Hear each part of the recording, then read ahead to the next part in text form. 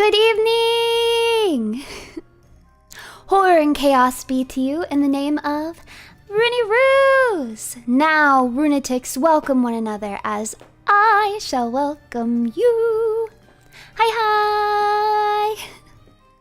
I almost started with my mic muted. Can you guys believe this? Hi! I did a very cool thing where now I have the chats combined. So, for those of you who don't know, I am streaming both vertically and horizontally. Take your pick of which you would like. But I combine the chat, so I have all of you guys in one chat. And that means that I won't be able to tell which chat that you're chatting in.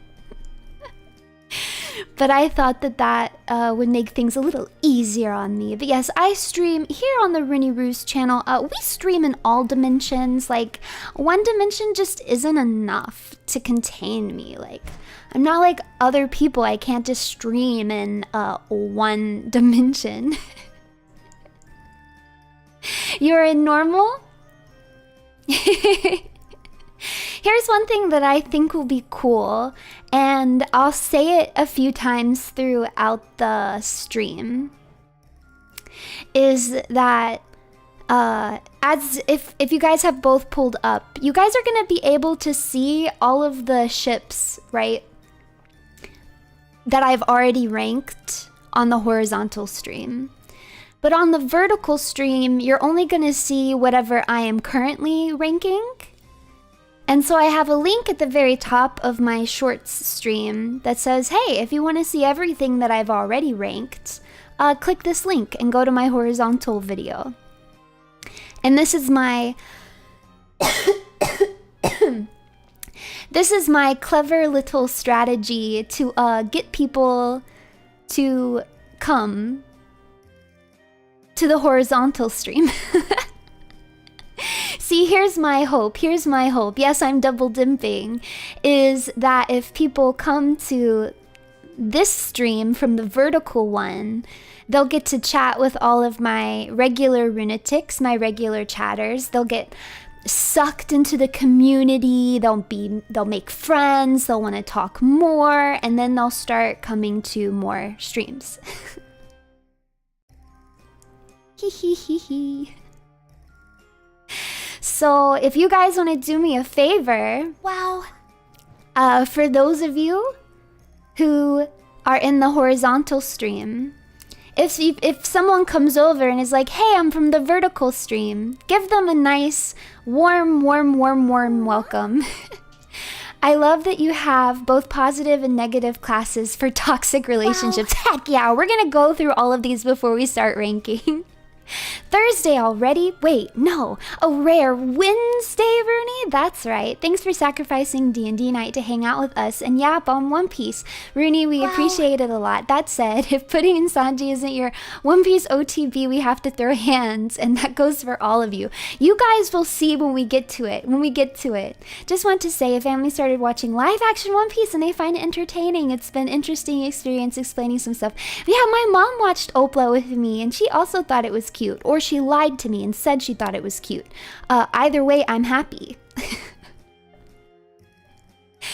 Join Faye's Discord now and let me bully you affectionately. Yes, all of you people coming from the vertical stream, join the Discord so the Runetics can initiate you with bullying.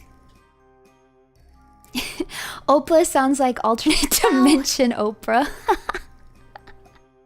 Rare being the bully? That's not the Discord channel I know. Oh. Is that so? Do we have some delusional Runetics in here? Oh, correct. Wow. Vertical Normies out. Sponsored by Horizontal Gang. Yeah, so this is definitely a little bit experimental for me. So we'll see how today's stream goes. But for those of you watching me vertically, thank you! Thank you for coming across me and taking a moment. If you subscribe and wait 2 minutes, you can chat with me, and that would be awesome. Awesome. So, yeah. Today we are going to be talking about One Piece ships. It's very serious. I hate all of you, affectionate. What's this? A rare Wednesday stream. An hour earlier, no less? Good thing works slow right now. Perfect time to slack off on company time. That's right. Watch Runie Ruse on company time. Get paid to watch Runie Ruse. Now that is true runatic behavior. To answer your question, I prefer evil women in all angles. Yeah, I went there.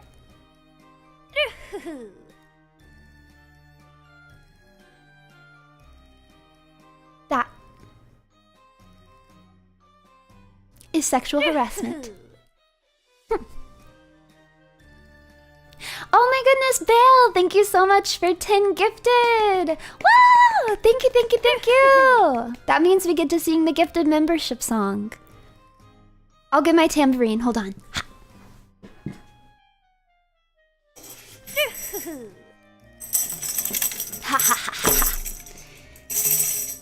Alright. Alright, here we go.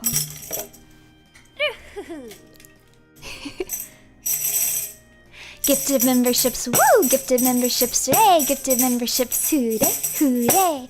Gifted memberships, wow! Make sure you say thanks now! Gifted memberships today! Hooray! No, you will not see Buggy with a pirate queen. There are some Buggy ships on here. I think there's two. I think there's two Buggy ships that we will talk about. Both of which were submitted by you guys, so I don't want to hear the complaints. If you don't like, almost all of these ships were submitted. There are a few that I added in just that I like or that I just know are super popular. There are Fujo ships because you guys submitted them, or they're just like super popular and it feels stupid to not address them. Yeah. I think it's mostly stuff that you guys submitted though. But only canon characters, so there's no OCs or anything like that. And I did not include any established relationships, so if they are married or get married over the course of the story, I did not include them, and that's not because I don't love them and they're super awesome. It's just because we're talking about I just wanted to focus on like ones that aren't established, because I'm going to put some in my wish list, which means I want them to become canon, if that makes sense. I just think it'll be more fun to talk about those ones. So we'll be focusing on characters that are not in an established relationship. I'm sorry, yeah, I didn't decide that until a little bit later. Oh my goodness! Yo! Deku Fire Mage, thank you so much for the 5 gifted memberships. Let's go! We get to sing the song again. Okay. Gifted memberships, woo! Gifted memberships, hooray! Gifted memberships, hooray, hooray! Wow. Gifted memberships, wow! Make sure you say thanks now. Gifted memberships today. Hooray! Thank you. Using free chat to say you're infinitely cute when singing the gifted membership song. Thank you. Can't believe she's going through with Buggy and Croc. You submitted it! You guys submitted Buggy and Crocodile, so we're gonna be talking about Buggy and Crocodile. And I actually have some thoughts. I have some actual thoughts about this, and it's your fault, and you're gonna have to listen to me talk about it. And I don't want to hear a single complaint. Okay?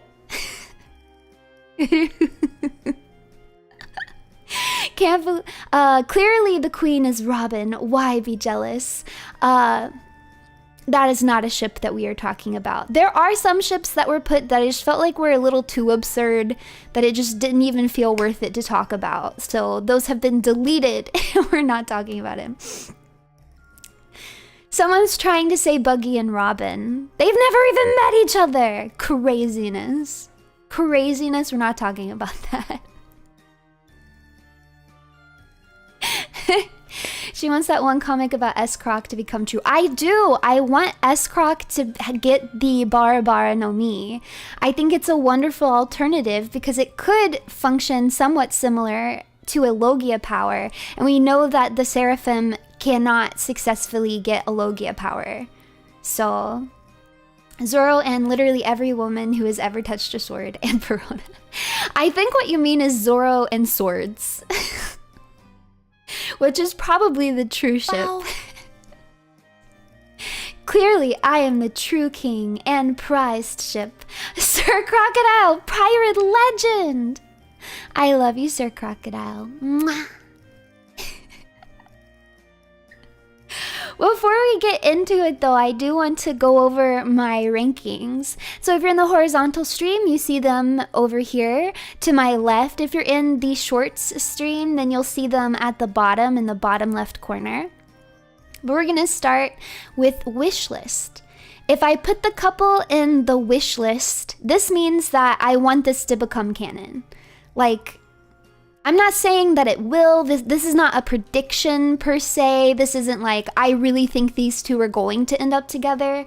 It's just like, if I had my way, like if Oda wrote me and was like, hey Runie, you can just get whatever ships you want. These are the ones that I would ask for. Oh, we got a Saya raid. Hello, welcome,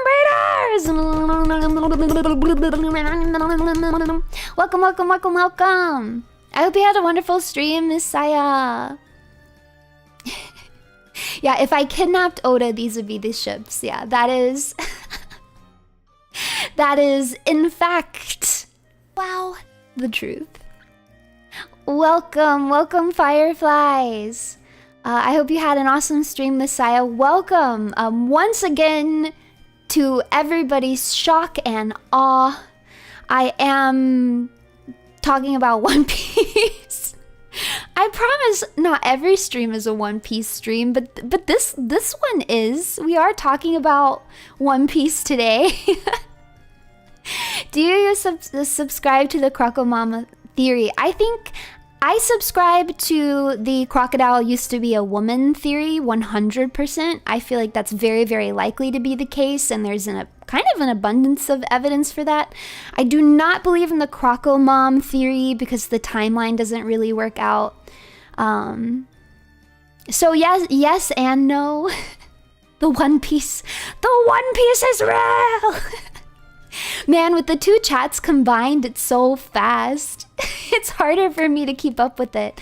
For those of you who don't know, I am streaming both horizontally and vertically today, and the chats are combined. So I'm going to do my best to keep up with it as much as I can. What's the One Piece? We don't know what it is. I have my suspicions, though. Runie is a one-topic streamer. Confirmed? No, I promise I do talk about other things.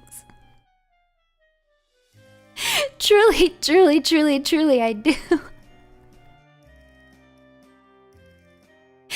No, please don't spam in both, please. I need you guys to all be on your best behavior. Yes, we do know that the One Piece is something. It's not a conceptual. It's like a physical object.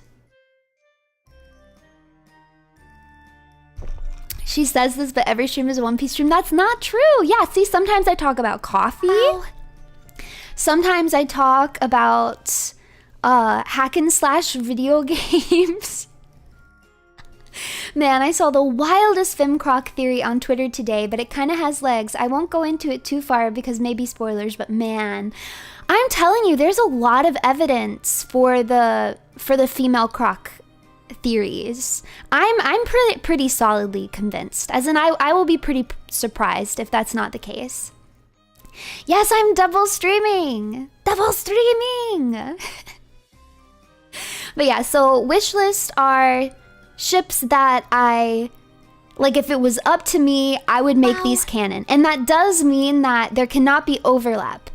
The wish list has to be finite. That means, like, if I put a Zoro ship in my wish list, I can't put any other Zoro ships. Wow. because they can't contradict each other. So this is going to be like a dicey category, a limited category. The hopium tier, exactly. She talks about Lord of the Rings too. Yes, sometimes, occasionally. Also, she really wants to be mommy but can't. Oh yes, I can. I'm the little hag that could.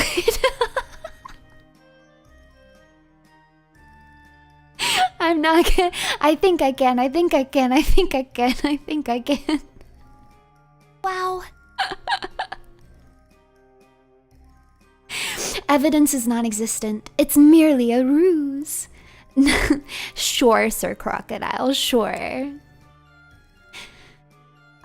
Crocodile. At least get her name right. For real though.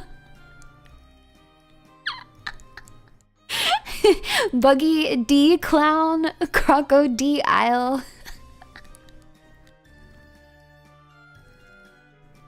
Mihawk D Racule.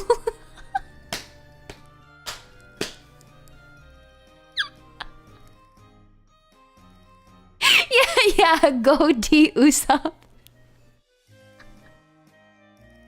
It's Ruse D Runie here. Well, I'm not cosplaying Boa Hancock, but I do have snake earrings, so maybe a little bit. Maybe a little bit. I don't think Mihawk is a fraud. I believe in Mihawk. I think eventually we're gonna see his true power. It's mostly because of Oda's writing style. It just doesn't seem like narratively something that he would do, that we would find out later on that Mihawk's not actually deserving of his title as the world's greatest swordsman. So I do think it is imminent. Yeah, he's definitely underserved up to this point. Just a reminder for those of you in the vertical stream, you can come and join the horizontal stream to see all the rankings. Okay, wait, I'm getting crazy. I can't stay on topic. Okay, wish list. This is my hopium tier. Great match. Maybe it doesn't make my hopium tier my wish list, but these are good matches. I genuinely think that these two characters would get along really well. I think they're cute together. If they did end up together, I would be pretty happy about it. That's my great match tier. The okay tier is kind of, you know, yeah, I could see it. Yeah, I don't have super strong feelings about it one way or another. Or I might put some there where I'm like, it's almost a great match, but not quite. Or maybe I just feel bad for a reason or other to not put it in great match. But that's what okay tier is for. I can see it, but I can't see it. Yeah, that kind of thing. Toxic positive. This one's kind of hard to explain. I think it'll make sense when you see it, when we start putting things in this category. But toxic positive is like, you know, like, they wouldn't be like super great together. Like, it's gonna be tumultuous, but like kind of like a sexy way, you know, like, ooh, you know, that kind of thing. And then toxic negative is like, this is bad. They are going to bring out the worst parts of each other, and it's not going to be any good. So like, no, like Magellan. Wow. Yeah. Yeah, like Magellan. I thought it was decided you were the wine aunt, not the mommy. I am the wine aunt, but I can occasionally be mommy. You must understand. Runie and Buggy, toxic positive. Honestly, true. I think that's true. Yes. Accurate. And then the very last category is delusional. These are, I just think you guys are crazy for shipping this. I don't see it. I don't think that they have chemistry together, or I just don't think that they would like each other. It just seems like crazy to me. So that's gonna go in my delusional tier. I don't think any Luffy ship is delusional. To be honest, I would, like... There's not going to be any Luffy ships on my wish list, because as I've told you guys before, I would prefer for Luffy to not end up with someone in the end. What I think is delusional is thinking that Oda isn't going to put Luffy with someone in the end, because I think it's very possible. I know Luffy doesn't seem like the type of person that would be interested in it, but neither did a lot of the men who get married or have babies in this show. So I mean Garp, Dragon, Roger, Odin.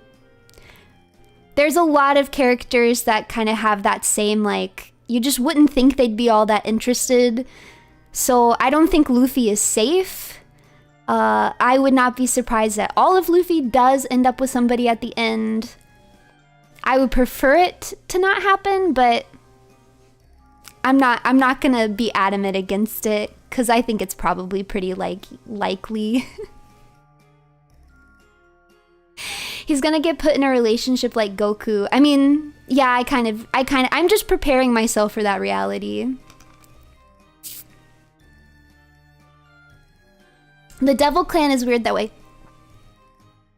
I actually think I did just name all D except for Odin. I think Odin was the only person on that list that wasn't a D. Maybe it's like a curse of the D. Like the D clan, even if they're disinterested in marriage and romance, like they just have to have babies. It's like part of their DNA. Maybe at the end of One Piece that curse will be lifted and Luffy can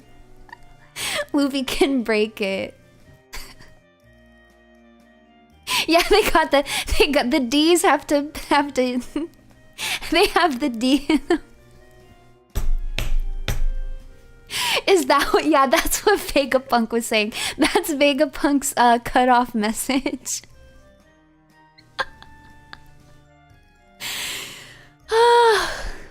So yeah. Those are my categories that we are going to be putting people into. And somehow we're already at 7:30, so I might as well get started with the very first one, which you guys can already see up here, which is Zoro and Tashigi. Did you sing happy birthday to Nami today? I did not. I did not. Perhaps I will. We'll see how the night goes. To be fair, Luffy would be a better dad than Goku. I agree, very likely. Luffy's getting with someone so we can get bone piece. I hate this. Please go. You know that's not happening. I really feel like Oda's just gonna like fall off the face of the planet after One Piece is done. I guess he can't though, because he's got all these other ongoing projects. Man, this man is never gonna get a break. What has he done to himself? But I definitely don't think there's gonna be anything written by him sequel-wise. I'm sure people will write things, but... It's Buffy's dad, Luffy. I hate this so much. Please do not speak this into existence. Please, I'm begging you.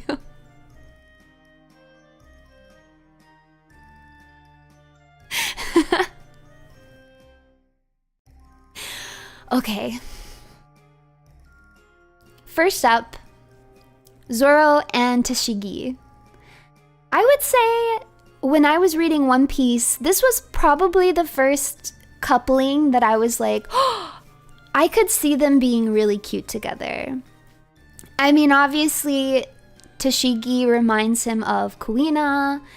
She loves swords. He loves swords. I think I got... Yeah, I liked it a lot initially, but I got more and more lukewarm on it as time went on. Because Tashigi just didn't live up quite to my expectations. I feel like this would be a better matchup if Tashigi got a few more W's. Their interactions are definitely very cute. I'm not against it at all. But I also don't know if I can see it happening, because I feel like at the end of the day, Tashigi is still going to be a Marine. Because we know, since it's Koby's dream to be a Marine Admiral, that there's gonna be some version of the Marines still existing at the end of the story. And I don't know. I just feel like there's always gonna be tension between them. I'm still salty about how hard Monet dunked on Tashigi. It wasn't a good, that whole thing wasn't a good look for Tashigi. Being an admiral is quite admirable. Please get out. Tomato, tomato, tomato, tomato. Yeah, TAOP, I'm taoping. Talking about One Piece. A surprised Pikachu face. Listen. Punk Hazard was not a good arc for either of them. Now, I saw someone say toxic positive. I do wonder if I should give them the toxic positive rating. I can definitely see there being chemistry between the two of them. Or I think there just is chemistry between the two of them inherently from the beginning, and you could still see it pretty potent in Punk Hazard. But I also just feel like they're gonna fight or not see eye to eye. I also feel like Tashigi definitely seems like she's gonna want to get married and like have kids and be pretty involved in her kid's life, and I just can't see Zoro doing that. And I feel like Tashigi isn't gonna be okay with a more like distant or uninvolved husband or father. I could maybe put it in toxic positive, but I almost feel like the tension that they would have would be more sad and frustrating than it would be like sexy.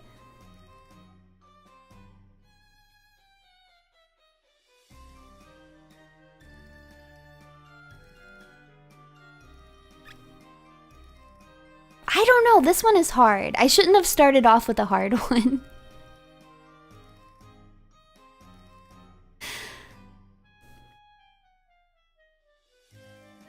I think I'm gonna, I think I'm gonna play it safe. I'm just gonna put it in okay. I don't think I'm quite ready to put it in toxic positive, but I'm just gonna put it in okay. So we're gonna give this one okay. It gets the okay rating. So I'm gonna drag it in here. Doo-doo-doo. There we go. Next. I don't think I'm gonna make people very happy with this. So when I first... Wow. Sanji Pudding is the only endgame fight me. We haven't gotten there yet, but stick around, because I have opinions on Sanji and Pudding. Stick around, we will get to them. When I first read One Piece, I very purposefully stayed away from One Piece media or like online and stuff, because I didn't want to get spoiled. So when I came out of it and I started looking at One Piece fan art and stuff, wow, I was genuinely shocked and awed that this was the most popular ship. By far, this is the one that I see the most content of, and it actually is absurd to me. I don't get it at all. I don't get it. Maybe it's different if you watched... Maybe it's different in the anime. I think maybe they cater to this ship a little bit more in the anime. And I also think maybe if you watched it slower, perhaps it makes more sense. But as somebody who just kind of like read through the whole series, it just doesn't make any sense to me. I legitimately don't think that they get along. Like, I think they care about each other as crewmates. That's very obvious. And I definitely think they respect each other. I mean, they're straw hats, like that's how it is. Even though they argue, like there's definitely respect and care for each other, but I don't think they actually like each other. You know what I mean? Like there's a difference. Like they don't actually seem to get along. Like what are they gonna have a conversation about? No, they don't bicker like couples though. I'm all for a bickering couple. And I can see it when it's there. But yeah, I don't see the romantic tension with them. You know what I mean? It's more like a comedic kind of like bickering with each other. But it's just not, it doesn't feel romantic to me at all. I don't see any tension there. I don't think that, I can't see Sanji being anything but like straight personally. I don't know, maybe Zoro could be gay. Sanji comes off very straight to me. I wouldn't even say it's bromantic. I honestly don't even see them having a brotherly relationship. I see them more having like a general to general relationship, like, hey, we're both in this army and we need and respect each other, but like also we don't really get along. But that's okay because we have a common goal. I need to get rid of this. I genuinely think this is delusional. I do not see it at all whatsoever. And it really, really shocks me that people are so into it. Because I think if you like the dynamic of like, oh, we don't like each other, but we do like each other, I think there's better options in the series than these two, who just genuinely don't seem like they super, super like each other. There might be a little bit of lag because I'm doing the 2 streams. Hopefully it doesn't get too egregious. Can honestly see Zoro taking the Vegeta approach to raising his child. Tough, distant father, but will give everything when it matters most. I would hope he would do that. That would make me happy. Did Kay submit this? I think somebody on Twitter did. I forget. Not Sanji and Ivankov. Not happening. So yeah, I'm gonna put this in delusional. You know what? Pride Month is over, so I'm allowed to do this.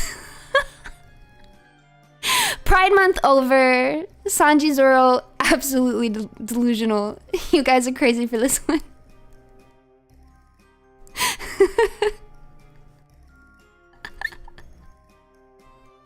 Alright.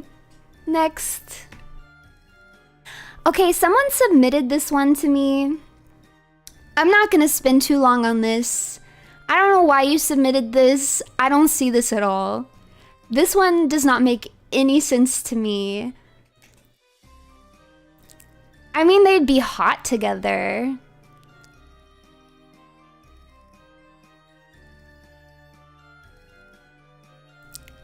That's kind of all I have to say.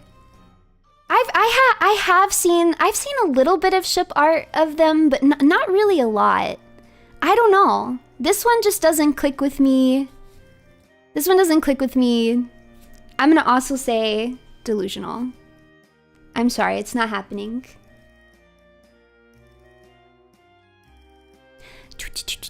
Again, for anybody in the short stream,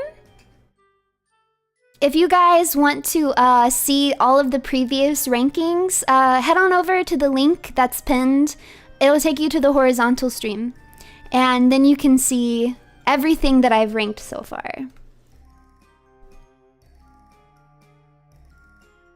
All right. Here we go. Zoro and Perona. Yeah, I mostly go through them together. I got lazy when I went to order these. So yeah, we'll go through like the Zoro ships first and we'll move on from there. I kind of like this one. I feel like Perona is the type of woman that Zoro will just give into after a while. Like eventually he's just gonna learn that it's easier to just do what she says than to argue with her. I don't know, I think there's something really fun and lively about this pairing. But do I think like they're a great match necessarily. I'm not sure. Yeah, Perona with her depression button. They spent two years together. I think they're definitely close. I think she definitely cares for him quite a bit. At this point, she can put up with him kind of in the same way that the Straw Hats do, in the sense that like his like stupidness and his bad sense of direction and stuff, I think she reacts to it very cutely.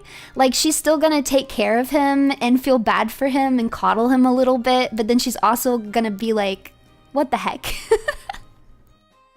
Which I think is really cute. I think it's really cute. I kind of like that dynamic. And I could just see like Zoro begrudgingly liking her. You know? Like kind of despite himself. Like,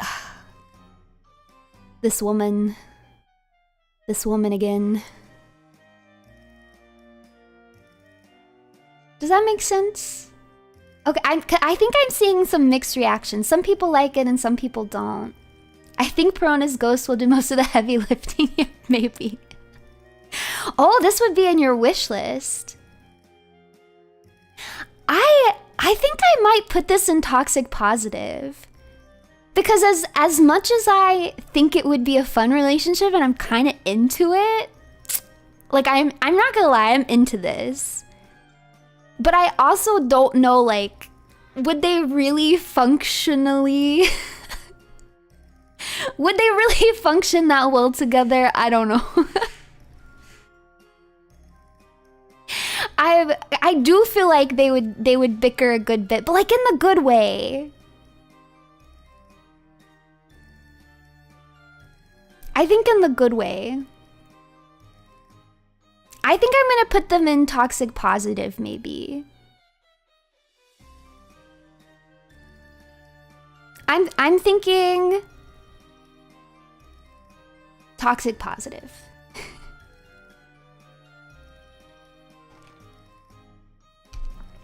All right.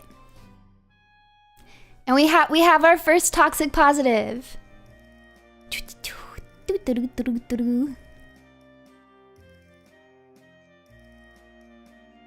All right. We have 32 of these, by the way. I'm gonna run out of room on here. We have 32 ships to go through, so...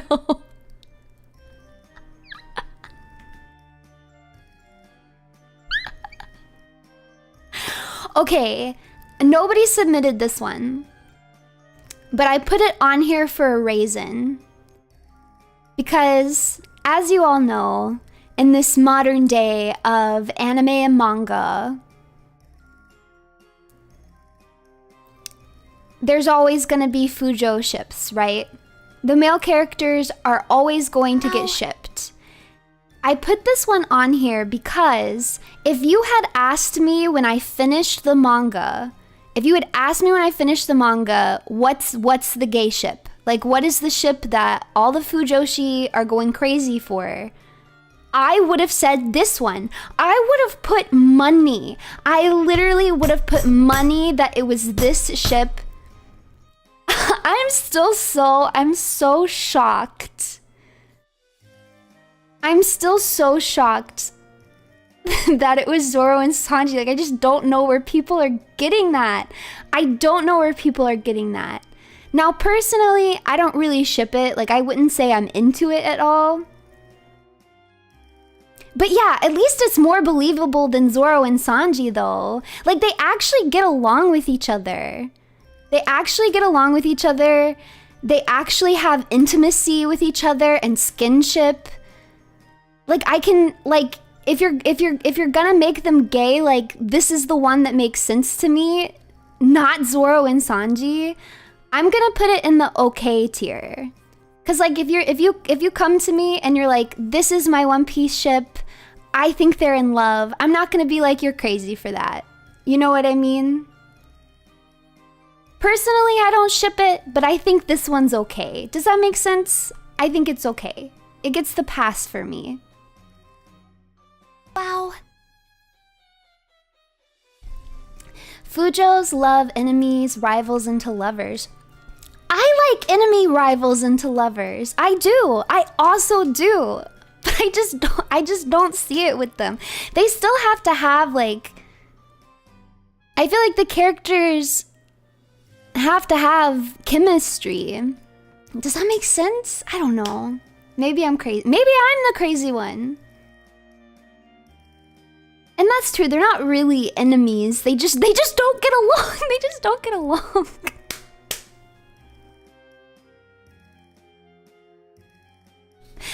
So that's why I put this one on here. Again, personally, I don't really like. Personally, I don't ship it, but I think this one's okay. This one actually makes sense to me. This is what I would have predicted would be the most popular gay ship. I was wrong. Imagine that. Imagine me being wrong.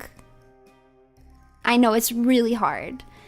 It's like really, really hard to imagine me being wrong, but I was in this case.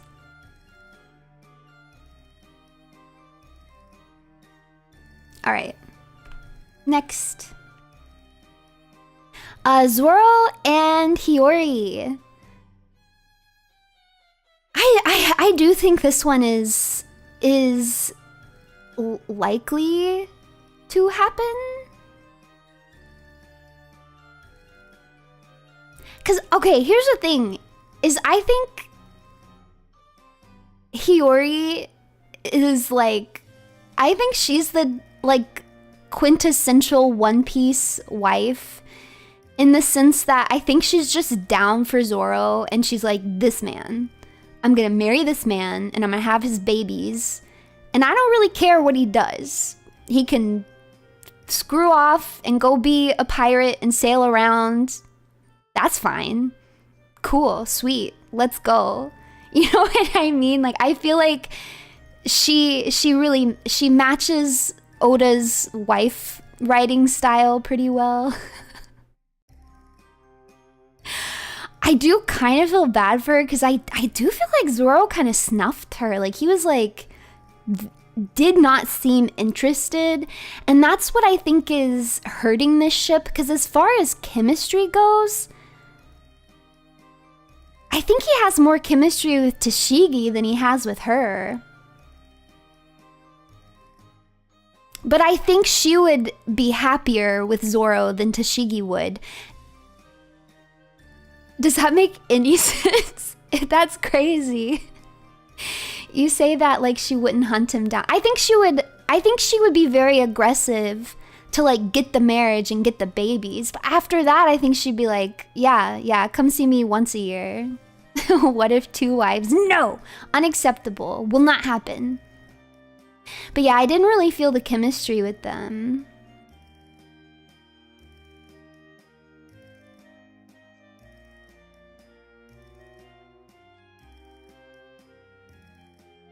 It does make sense, yeah. I agree that it makes sense for him because, you know, he, like, the connections to Wano and such, I do think it would make sense for him to marry Hiori.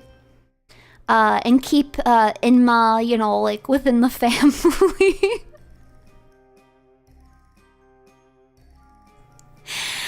Clara would make a wonderful One Piece wife.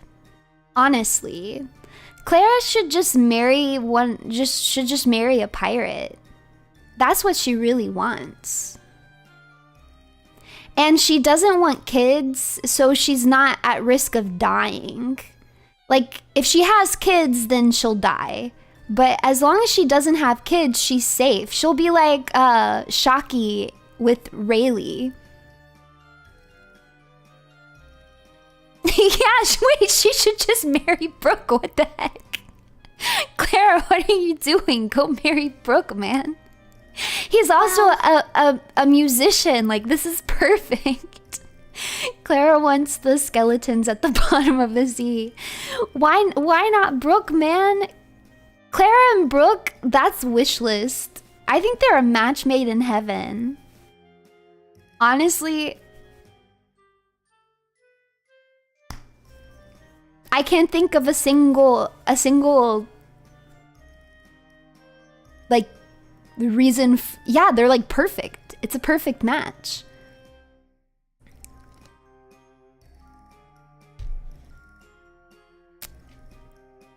They'd be arrested so fast.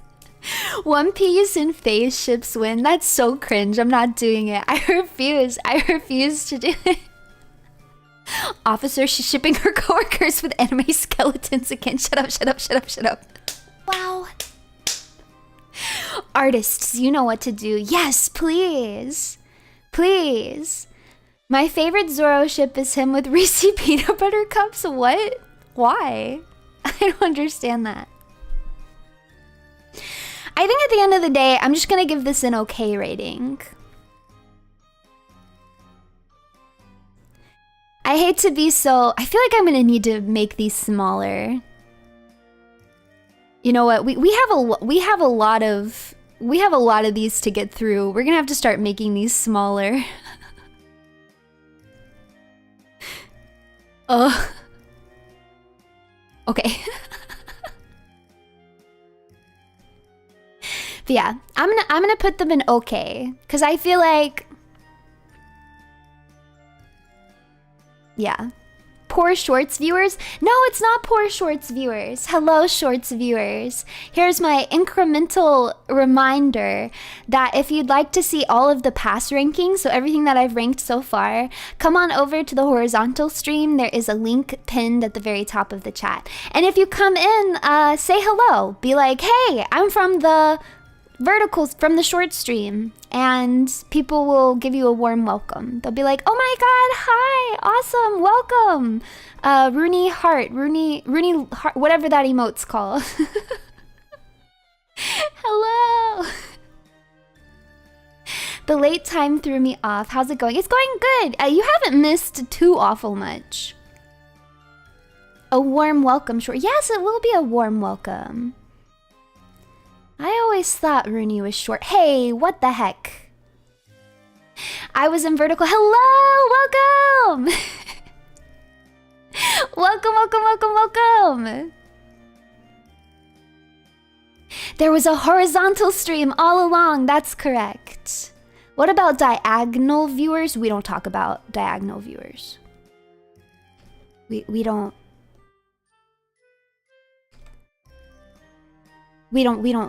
talk about that diagonal viewers here.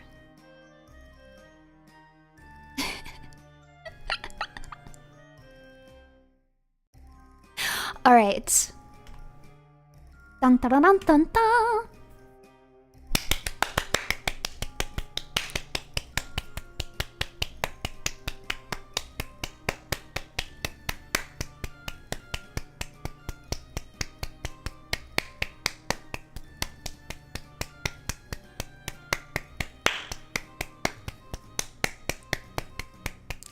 I don't care. I don't care. I don't care. I don't care. I don't care. I don't care. I don't care. I don't care. I don't care. I don't care. I don't care what you think.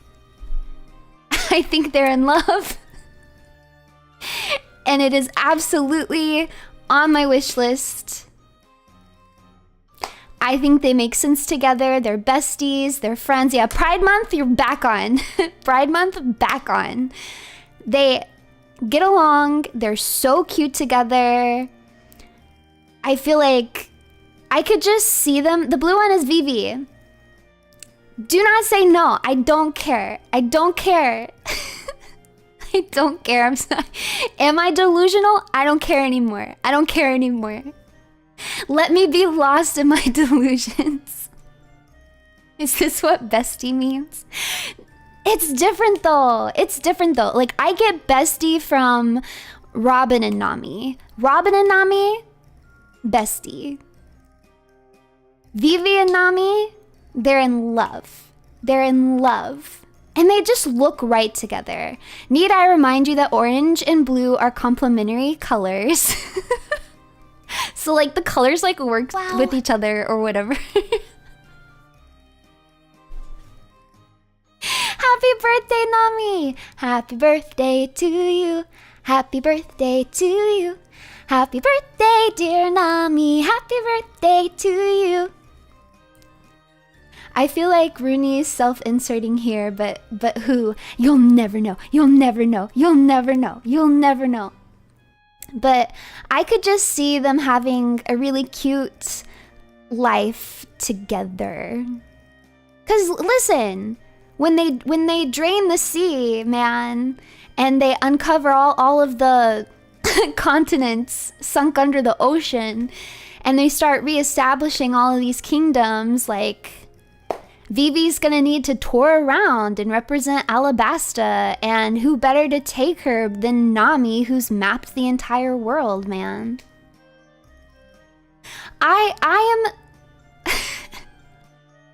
I am willing to admit that part of this is aesthetic to me. Wow. They just look good together and I like it. But I don't care. They're on my wish list. Like I said, these aren't predictions. I know it's not gonna happen. I'm not crazy. I know it's not gonna happen. But if we got an ending where they were just like sailing the ocean or something together, I'd be pretty happy. Listen, and honestly, Nami deserves to be a princess.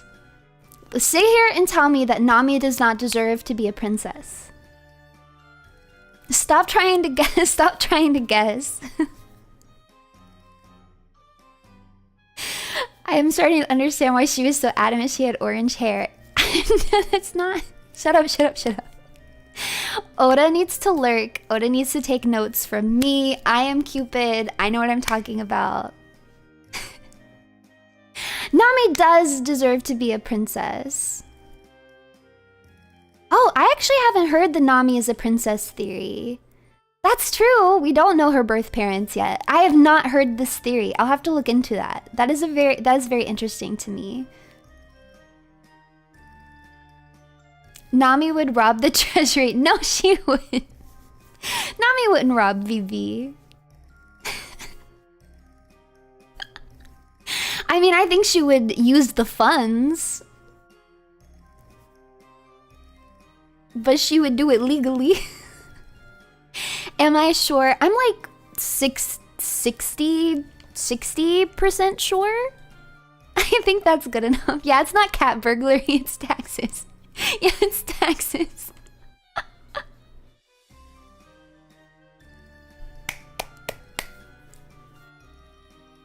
It's taxes.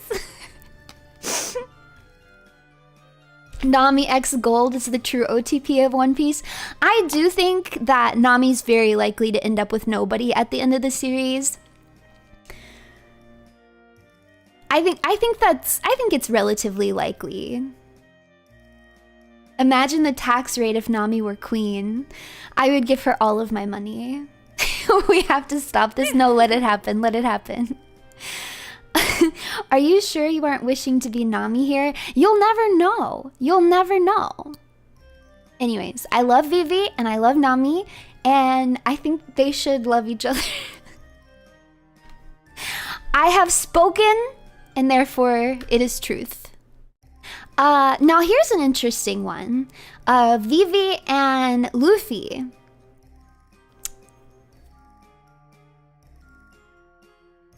I believe in Nami-Luffy supremacy. Well, we'll rank that one later. That one's definitely on the list. So we will get to it. I had a very... what's it? The kombucha girl. I had the kombucha girl reaction to this where I was like, no. Absolutely not, no. And then I was like, maybe. Hear me out. I don't know why you would say this is a crack ship. I actually do think that they work together in a strange way. I can't believe you guys are saying this is Delulu, because I really think that out of all of the girls that he's met, like all of these princesses that he's met, I actually think they're a pretty decent match. You know, when you talk about like bringing out the best sides of each other, Vivi was really critical in Luffy's development as a captain. I mean, Vivi taught Luffy one of the most important lessons that he's ever been taught pretty early in the series when they first got to Drum Island, right? And I also think the reverse is true as well. Luffy really expanded and opened Vivi's mind too. Like, I really think that they brought out the best in each other. I also like that they had a very, like, intimate relationship, like, in the sense that, like, they fought each other. Like, he punched her in the face at one point. Like, they fist fought, they disagreed with each other, but ultimately they respect each other and understand each other, and we're very close in that way. So as far as, like, all the princesses that Luffy's met along the way, I mean, it's kind of not fair because he spent the most time with Vivi, but I definitely think that he's the closest to Vivi out of all of them. And I do think that their personalities complement each other in a way. Like I said, I just feel like they kind of bring out the best parts of each other. They do both belong to the D clan, and we just, you know, Ds seem to find each other. I say there's been one other female D, but still, it's evidence enough, right? And then I also think, like, lore-wise, like, having, you know, the king of pirates and then, like, a diplomat be together, I think makes sense for, like, the, like, rebuilding of the world after everything that's going to happen at the end. Yeah, there's gonna be spoilers in this. I'm so sorry. There's gonna be spoilers in the stream. I don't know. I actually think that they make a pretty decent match. It's not on my wish list, obviously. Can you say you love someone if you don't punch them in the face? But I actually do think that they make a pretty decent match. We're gonna get to other Luffy ships down the line, but, like, Luffy genuinely gets along with Vivi. Like, he likes Vivi and gets along with her and has fun when he's with her, and vice versa. And you really can't say that about a lot of the other princesses that he meets. So if you're gonna put him with one of the princesses, I actually genuinely think Vivi makes the most sense. I think that if they did develop romantic feelings for each other, I think they would be a great match. Wow. So I'm gonna put them in great match.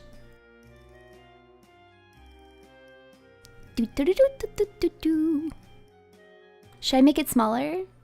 I feel like a lot are gonna end up going in great match, maybe. Luffy and all the princesses. Surprise, One Piece was a harem anime this whole time, you fools. Luffy will establish a new world government from his loins, please. Luffy with Boa and Vivi is slightly more realistic. No! One person only. One person only. Don't you put that evil out there. Yeah, take it back. Take it back. Take it back. You fools. You fools. But yeah, I put this as great match. And I stand by it. I stand by it. Luffy learned to be more humble thanks to that. Yeah, that's what I was saying earlier, exactly. Like Vivi literally, like, I'm not just making this up, like, Vivi brings out the best in Luffy. Like, Vivi literally brought out the best in Luffy. Like, they make a complementary match to each other. They work well together as a team. And I totally understand if you think that it's just friendship, like, that works too, double thumbs up. But considering them as a ship, which is what we're doing today on this stream, I see it. If you think that they should end up together, all I can say is, they'd make a good match. I can't tell you that they wouldn't. Obviously, it's not my pick. You see what my pick is in my wish list. But I think they make a great match. So, yeah. Next. This is Vivi and, what's this dude's name? Kza. So if you guys don't remember who this character is, this is her childhood friend who leads the rebellion in Alabasta. I would not be surprised at all if this ends up being in-game for Vivi. It makes sense to me. I like the childhood friend trope. I think it's super fun. Childhood friends always lose. No, not always. It does seem like a canon ending to me. Childhood friend never wins. Wait, where are you guys getting that? I've never heard this before. Childhood friend could win. I like the childhood friend. Like if I play an Otome game, I almost always pick the childhood friend. I like that trope. I think it's cute. There should be a boring but makes sense tier. That's true, there should be. It's too late. I already made the tiers. I can't take it back. Mushoku Tensei has entered the chat. No! Deleted. There will be no harem in my One Piece. The only person with a harem is Blackbeard, I guess. Oh, Whitebeard too. Hey, what's with the beards? Blackbeard and Whitebeard. Childhood friends are family zoned? No! I will say I was surprised because when we're first going through Alabasta and you find out that Koza's leading the rebellion and that Koza was her childhood friend, I thought that we would get a little bit more between her and Vivi. But I feel like, I mean, Oda doesn't like to write romance, or so he claims. But especially early on in One Piece, he just never really delved into it. Those nurses were in a harem. They were his daughters, damn it.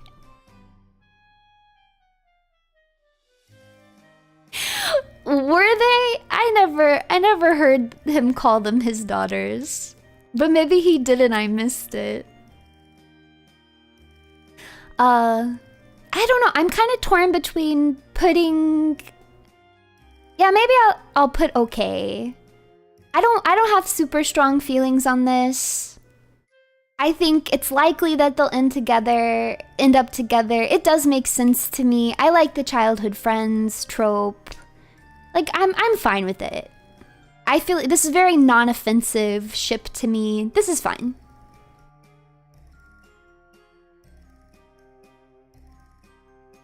This is fine. I feel like we don't know Koza enough for me to put it in great match. It's hard for me to put it in great match because I just don't feel like we know him quite well enough. I don't want to commit to it. So I'm just going to put them in okay for now. Next.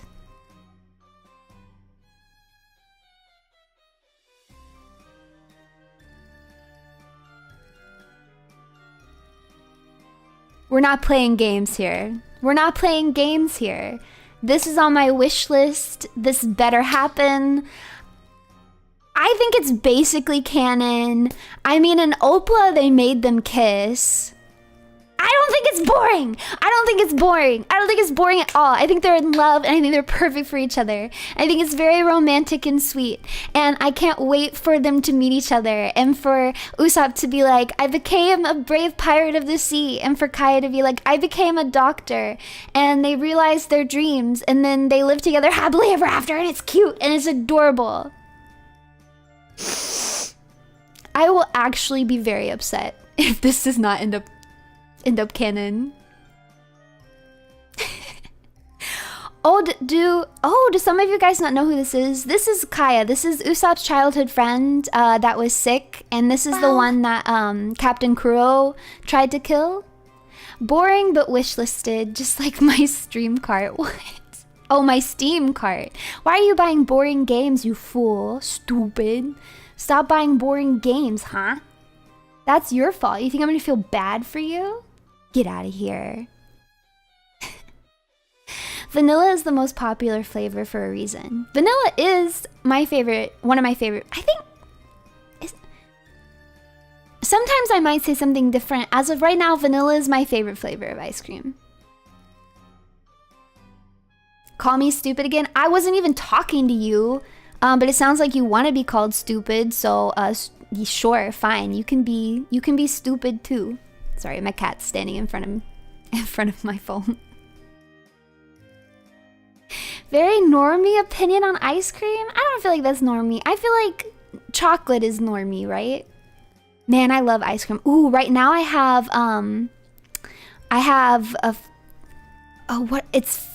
caramel pistachio ice cream, and it's really good. I'm gonna eat that. I'm gonna eat that after stream. Heck yeah. I like chocolate ice cream though. I just like vanilla a little bit more. I like vanilla with a little bit of chocolate swirl. I like vanilla with the like hardening fudge. Do you guys know what I'm talking about? The turtle shell fudge syrup, or yeah. Do you guys have any idea what I'm talking about? Pistachio is a wonderful flavor. I can get burnt out on it though. If I eat too much pistachio ice cream, I will get burnt out, but I never get burnt out on vanilla. It's just classic. It's always good. Oh, magic shell. There you go, magic shell. Oh, it's so yummy. If you guys have never had magic shell ice cream, you're missing out. You're so missing out. Okay, baby boy. Cherry Garcia is good. I like Cherry Garcia. Oh, come on. My Hellcat. My Hellcat is being needy once again. Why don't you get in my lap instead of wanting to stand on top of my keyboard, huh? You can sit in my lap the entire stream if you please. No, don't rub your head into my microphone. Come here. Come here. In the lap. In the lap. Okay. Hellcat has been caught in my arms. He's trying to escape though. I don't know why he does this. He wants me to pet him, but he wants me to pet him while he sits on top of my keyboard, not in my lap. And he's very, very insistent upon this. Hellcat has been placated. Momentarily though. I'm having to hold him down. A brat just like his owner. I don't know what you're talking about. I'm not a brat. I'm not a brat at all. I don't think my keyboard is very hot though. Yeah, just like all cats, definitely wants, what do you call it? He wants it on his terms. Standard cat behavior. G-I-W-T-W.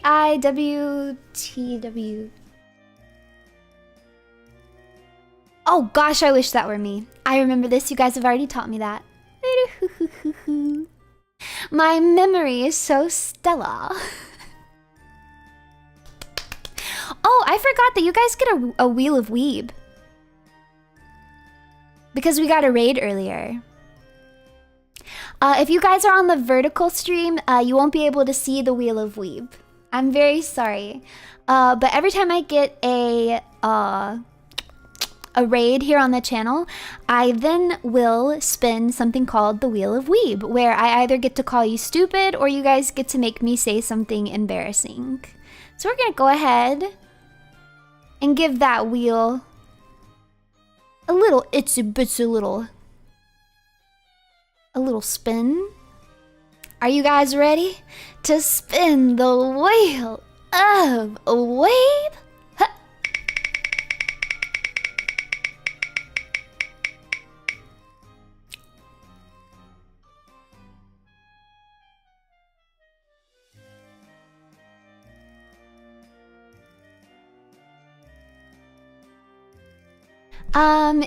Anyways, let me go ahead and drag Usopp and Kaa onto my wish list.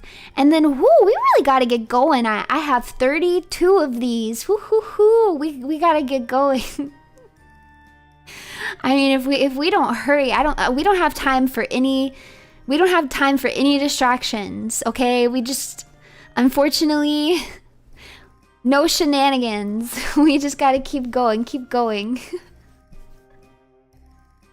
So next.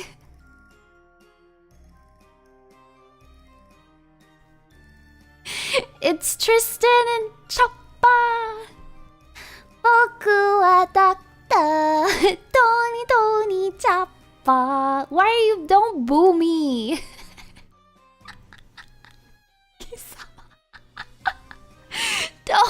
Don't throw tomatoes at me.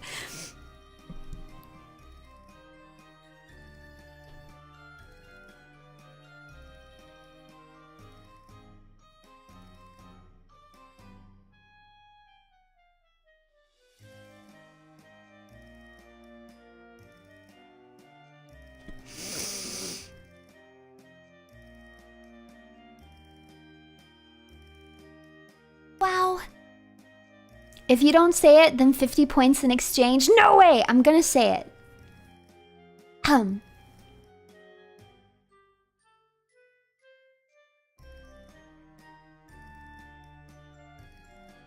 Ara ara. Okay, fine. Are you happy? The wheel needs to gain weight. The wheel needs to gain some weight. This is ridiculous. I keep forgetting to do it. The wheel needs to gain weight. Her name's Tristan. So we know that Chopper is interested in romance because he has said so himself. And we also know that Chopper is only interested in female reindeer because he has said exactly that. Don't shame the poor wheel. No, I think it's a great thing. I think it's a great thing that the wheel is going to gain some weight so that I don't have to say embarrassing things. That's what I think.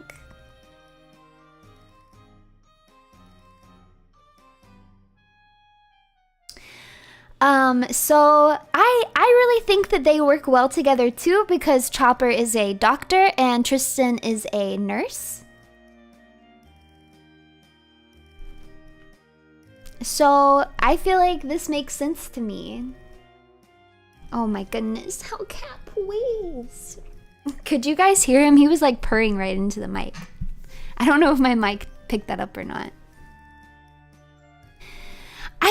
I think Carrot would be cute, but Chopper only wants a female reindeer. He's made that pretty explicit, so... He's made that pretty explicit. I think these two would be cute together. I think if at the end of the story and we get like a little bit of a time skip and Chopper's all grown up and they were married, I'd be super happy. Is it furry if they are an animal? I think it's only furry if like you're into it. Does that make sense? This is is she not a reindeer? I thought she was a reindeer. Am I crazy? She's a squirrel.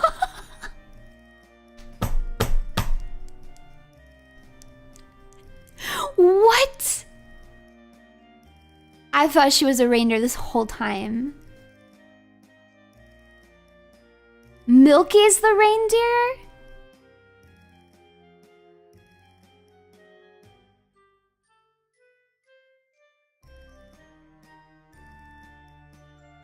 Her tail is so obvious.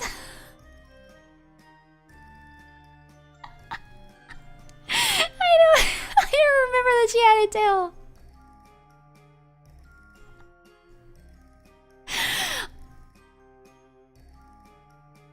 Bruh. This is real. This is a real mistake. Cause this is what happened. Is I thought, oh, there was that reindeer girl that Chopper had a crush on. Who was it? Oh, I think it was the nurse. What was her name? I think it was Tristan. And then I just Googled Tristan and I grabbed the first picture. And I don't think you can see her tail in this picture. So I guess who I was really thinking of was Milky.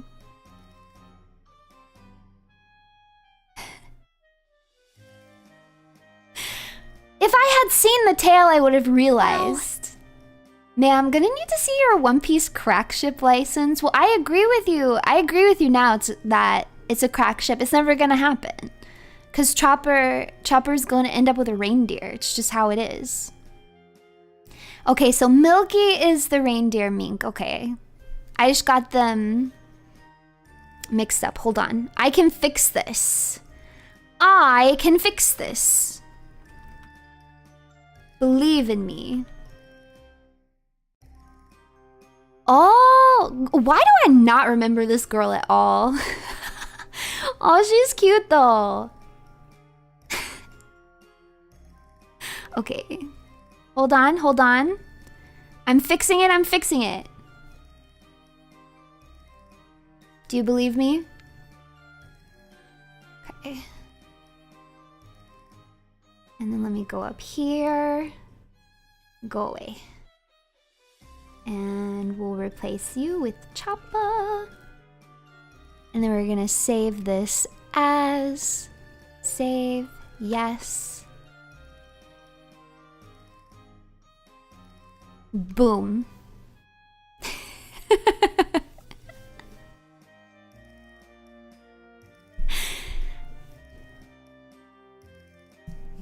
Alright, so it's time to get to our next ship.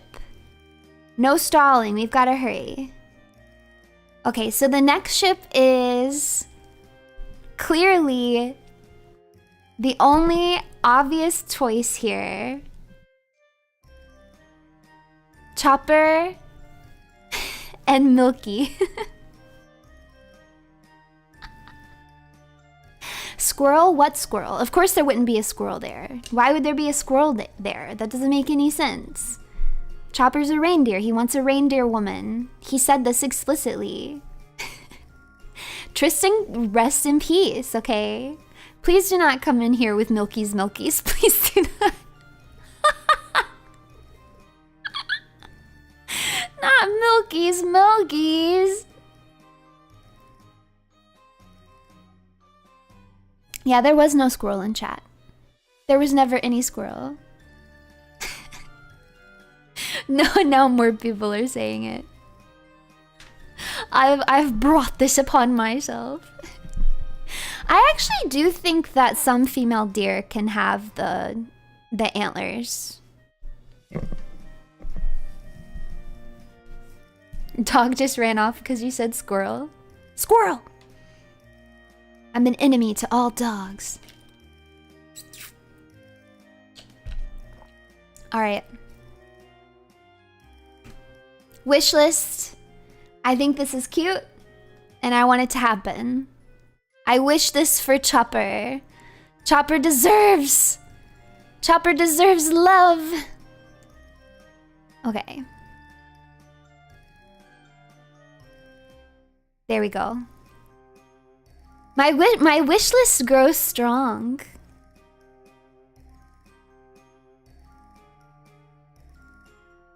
All right. Dun, dun, dun, dun. Tashigi and Smoker. This is one of the submitted ones. I'm curious to see what you guys will think of this.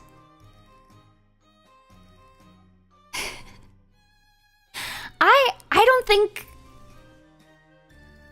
Yeah, I don't think they have chemistry. Okay, I'm glad that you guys agree with me. I do feel like Smoker kind of feels like her dad in a way, or like an uncle. Yeah, it is kind of like, yeah, either mentor student or like daughter coded. I mean, they look nice together. There's no reason that they couldn't, I guess, be together. But personally, I don't see the chemistry. I don't think this is gonna happen. Okay, I'm glad you guys agree with me. Wow. I don't think you could argue they know each other's bodies well. I mean, that's... You could argue that, and you would be right. Man, honestly, Tashigi and Smoker's body haunts me to this day. The way Oda drew Smoker when Tashigi was in his body was so uncanny. Now, the way he drew Tashigi when Smoker was in her body, that also remains in my head to this day for completely different reasons.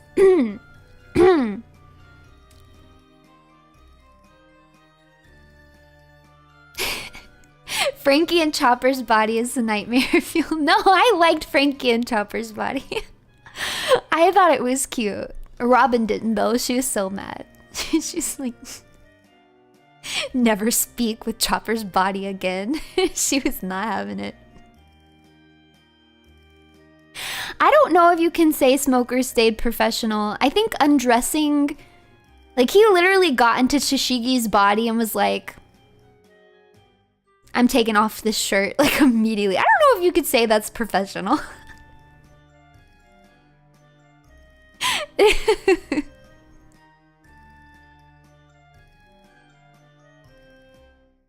I do think Smoker makes more sense with Hina. He was hot, cut him some slack. I mean, I'm not complaining. I love unprofessionalism. I think more people should be unprofessional. I think it's great. I'm not a single complaint from over here. But I'm not gonna say it was professional. Yeah, he was just making himself comfortable.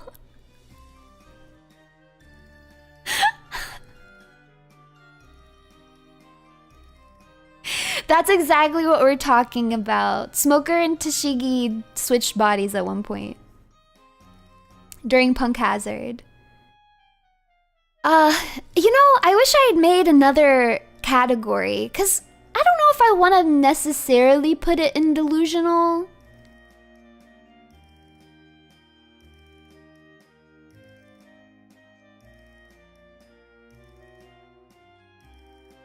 Because I can see where people are getting it. I just don't think that they have good chemistry. Yeah, I should have made like a...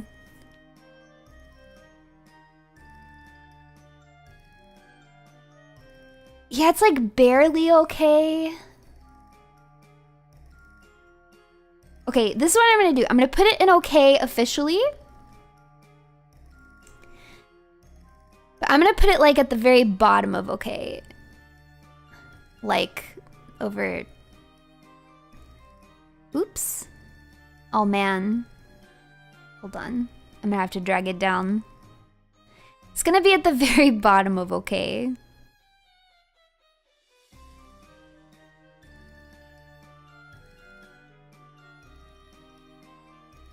You can't even see it anymore. I'll put it there. Now it's being I'm fixing my layers. I'm fixing my layers. Hey, a reminder for you guys on the short stream, if you'd like to see all the previous ship rankings, head over to my horizontal stream. There's a link in the bio. And if you come in, say hi and tell everybody that you're from the short stream and you'll get a warm welcome.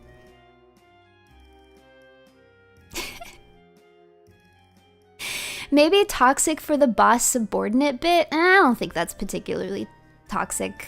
I don't know. I think that's dramatic.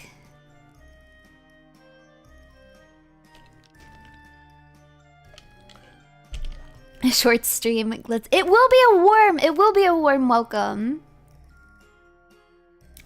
All right. I have spoken.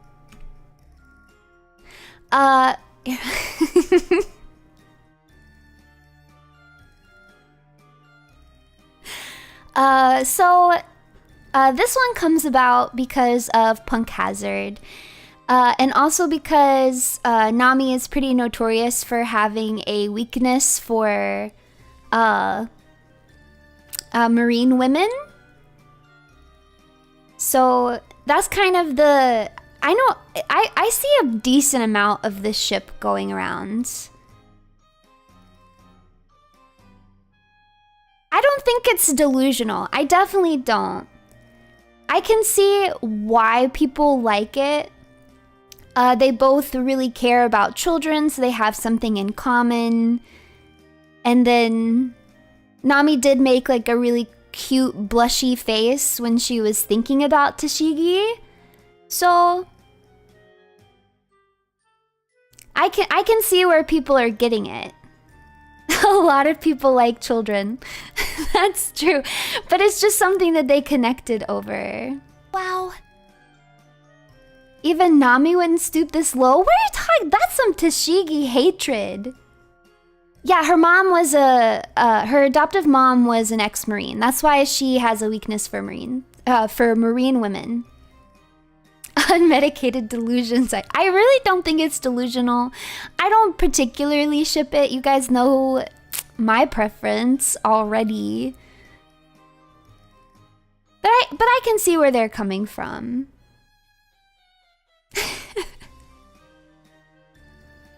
I can see where they're coming from. Do you think I'm coping, really? I get it. Like, I get it. And I also I like the idea of, like, you know, I mean, it's the same dynamic that she would have with Zoro in the sense of it's like, I can't like them because they're a pirate, you know? And I also think that, yes, they have interacted. I also think that Nami would be really cute about it.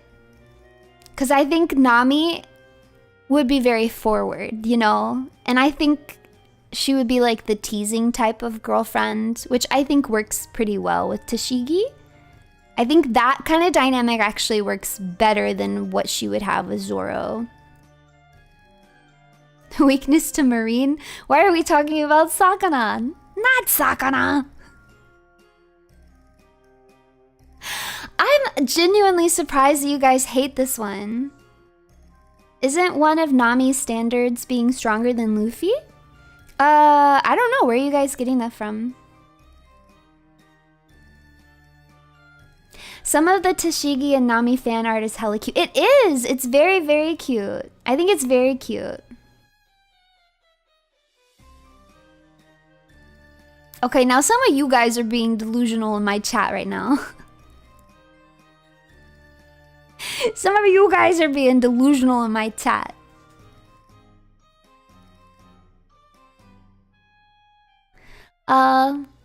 Yeah, I don't necessarily ship it, but I think it's okay. I don't have strong feelings on this one.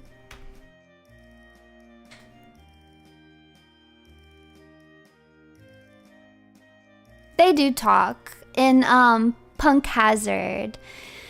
Because Nami saves the children and there's basically like a whole dilemma where Nami knows that it would be better for the kids to go with the Marines than to be with pirates because that would be safer, and then she can trust Tashigi to take care of the children. And so Tashigi's like, you gotta let me take the kids, and Nami's like, yeah, that's true.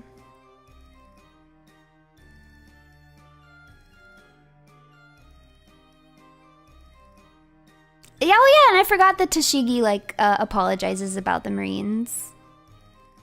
I put thought into all of these. I put thought into every single one of these, as you will see.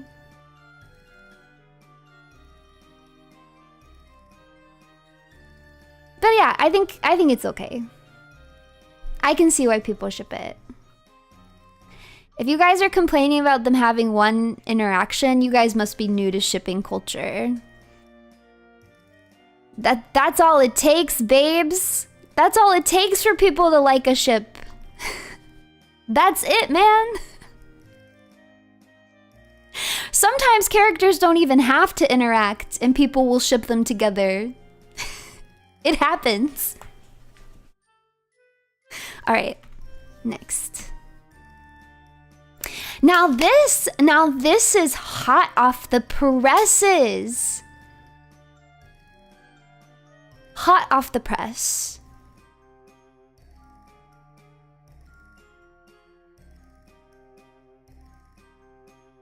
Those of you saying the heck, no spoilers, it's gonna be really hard for me to not spoil. I mean, look at Baby 5. It was one interaction for the ship to turn canon. Man, I love Baby 5 and Sai together. Again, they're an official couple, so they're not on this list, but I love them together. I love them together.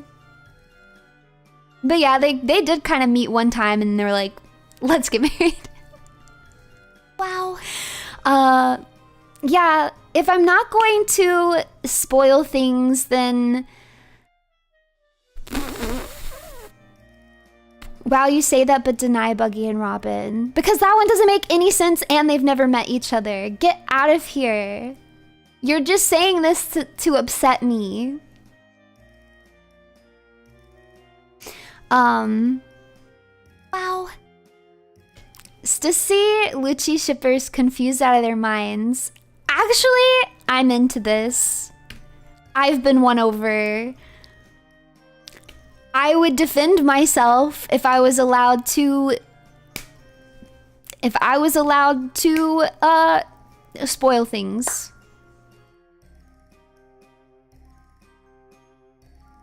But I like this. I'm into it. I want them to be together. No, I'm not gonna spoil. This is too... There are going to be spoilers in this, but this is too recent for me to spoil.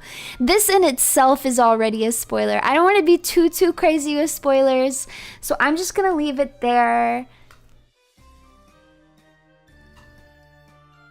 I'm just gonna say I want them to end up together. I think they're very cute, and I think they should be together. Wish list. Next.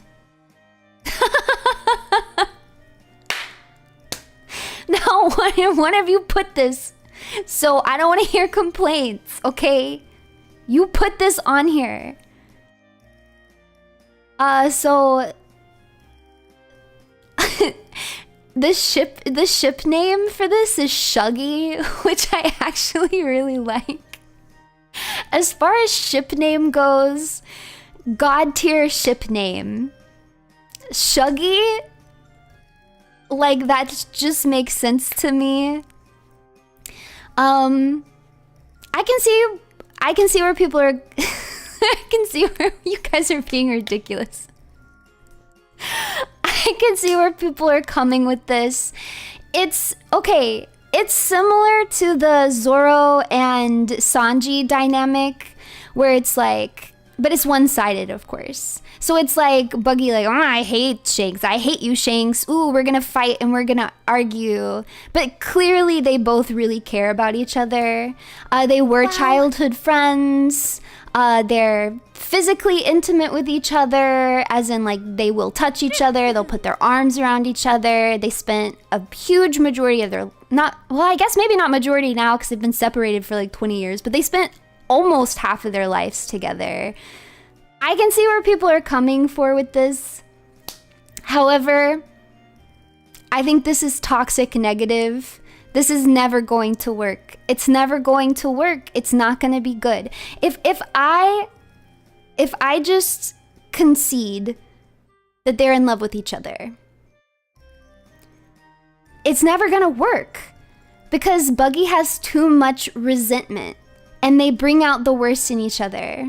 I'm not biased. It's not going to work. It's toxic negative because I think that there's just nothing that Shanks could do that just wouldn't piss Buggy off.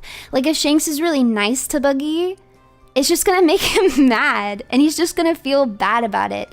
I just think there's been too much tension between them with the way that they parted ways. Now that we know chapter 1082, if you know, you know. I just think it's always gonna be a little bit toxic. There are not any non-canon characters. Avoiding the Shaggy copyright. I see Zoinks. You gotta fight for your clown man, Runie. Artists, we have to cook this one. Oh my god. You don't have to because there's tons. There's tons. This is actually a relatively popular ship. This is a relatively popular ship. Artists, you don't need to do any work. It's out there. Yeah, it's been very well cooked. I would say it's overcooked. I would say it's burnt. I would say we're craving something new. Put something new on the menu. Well, I guess I can't sit here and tell you that it's delusional. I see where people are coming from. I understand why. But I just don't think that they work together. I think this is toxic in the bad way. It's not gonna work. Toxic, we have our first toxic negative.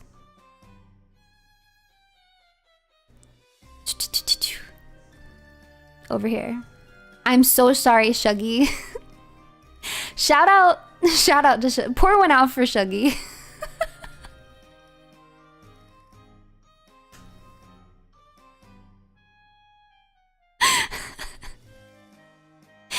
they just need to make up. I can see them making up, but even if they made up and fell in love, it's just still not gonna work. There's just too much resentment. I just think there's too much.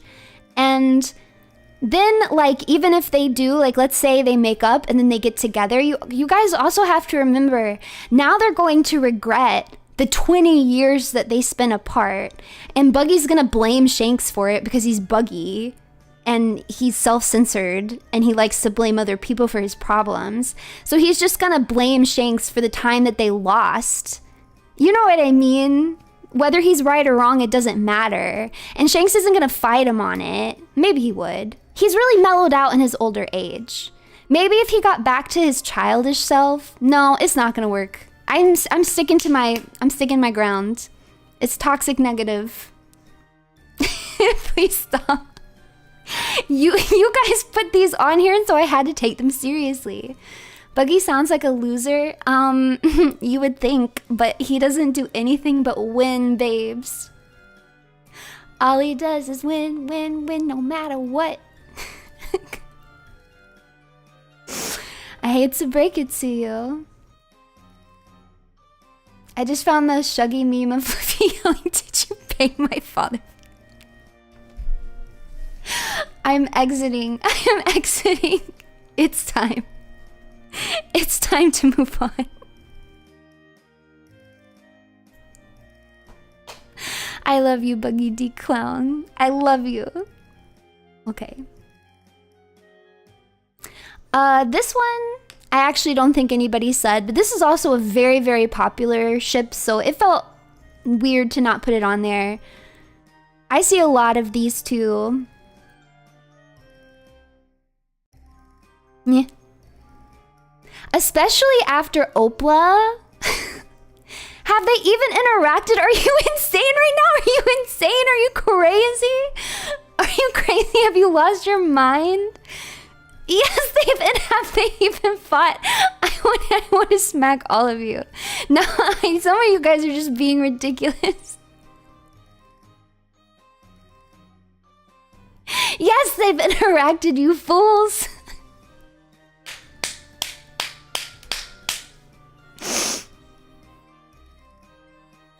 They're in the history books, my dude. What is this one called? She-Hulk? I don't know. I don't know what this one. Someone find out and tell me. I see why people like this. They're rivals. And now they have a little bit of angst too, because it's like they were really close and they were rivals and they were, one of us is going to be the world's greatest swordsman. And then Shanks lost one of his arms, and now Mihawk is like, oh, I'll never sword fight you again. I'm joking, they've definitely touched lips. Please get out of here. It's me, Shanks. Oh, yeah, I like that. It's not as good as Shuggy, though. You're not going to beat Shuggy. As far as ship name goes, you're not going to beat Shuggy.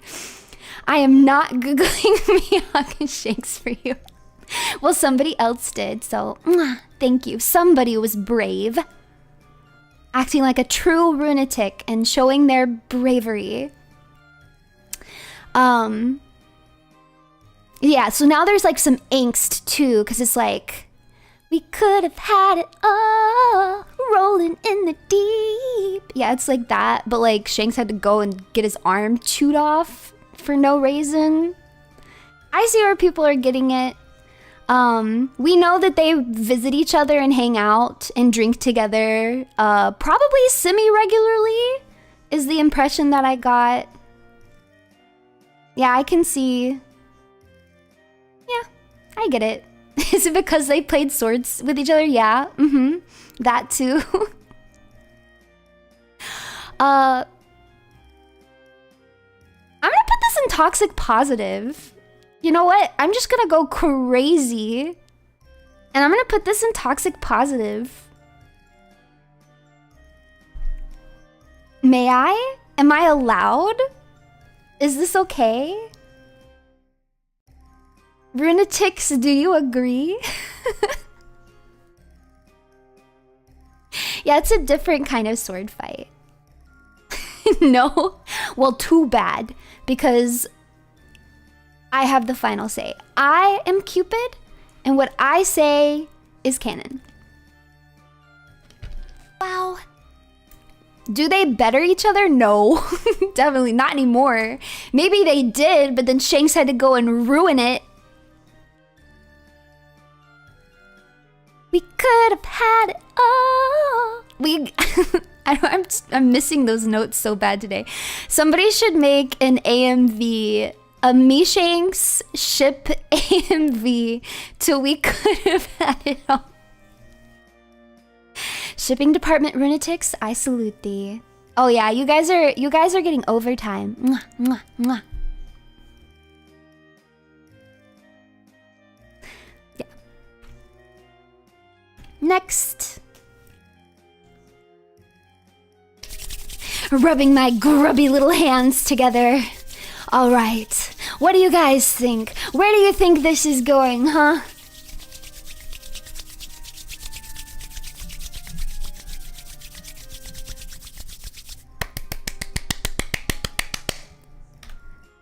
Wishlist. To me, it's already canon. I love it. You guys saying delusional, you're delusional. You're delusional.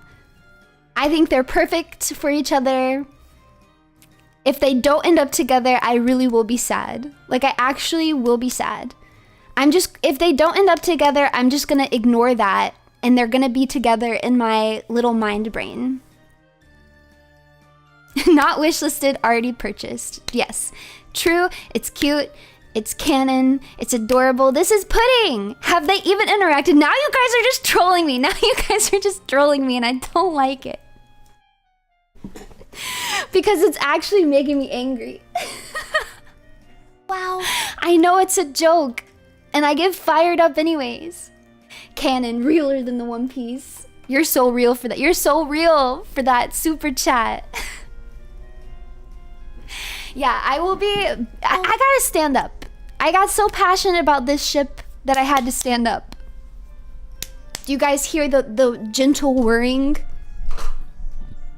You may think that gentle whirring sound is my standing desk, but in reality, that is the whirring of my heart. This is why the Runatics are super nice to Runie lately, so he can troll me. Don't troll me. You hear the drops of Sanji's tears. Yeah, I love Sanji and Pudding together.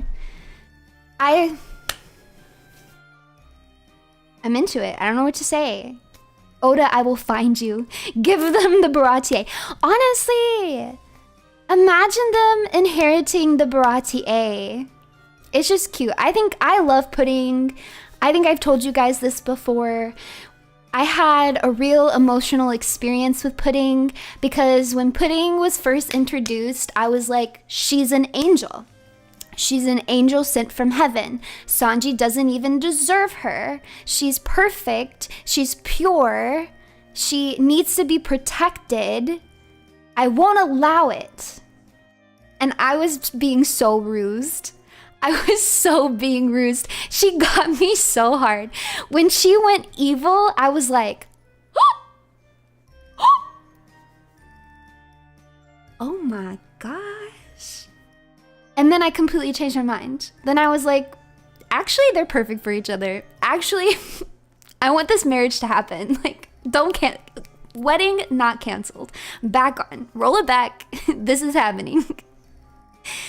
Pudding would fit right in. Everyone else at the Baratie is soon too. True, that's so true. They're all tsundere.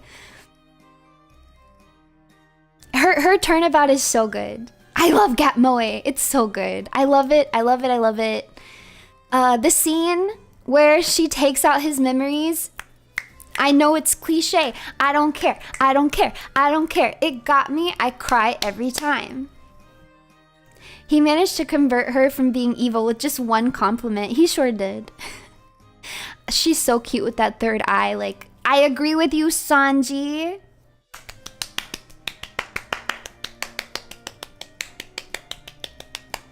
Yes. This is going on the wish list. This goes on the wish list. I'm gonna make it a little bit bigger because I like really want this one. There we go.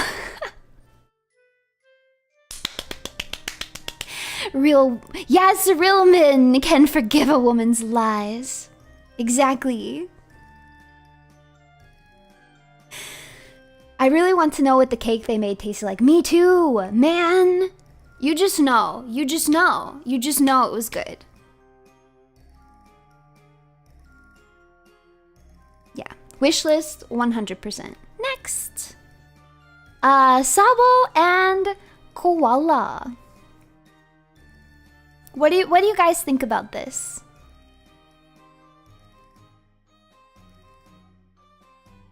Cute. This is cute. Great match. It's boring, but probably fine. Yes. Canon, but boring. Wishlist, easy. Nice couple. It's okay. I like them a lot, actually. Wishlist, but like I don't know the character. Why are you putting them on the wish list? You dork. You just think they look good together? Yeah, it's because they both have hats and goggles. Exactly. I'm a known Sanji stan, so when I got to Whole Cake Island, the Discord runatics were so hyped for me. It was super wholesome. It's why Whole Cake Island is one of my faves. Wait, that is really wholesome. What the heck? Runatic love. That's so cute. You guys are having fun in the Discord without me. Boo. You think the symmetry is too much? I don't have a hot take on this one. I don't know if I'm gonna put it on my wish list. I feel neutral on this. I think they make a good match. I'm definitely fine with that.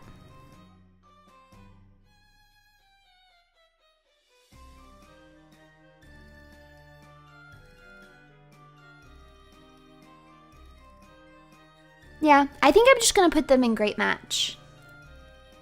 Yeah, I don't have any problem with it. It makes sense to me. I won't be surprised if they end up together, but I'm not gonna put it on my wish list.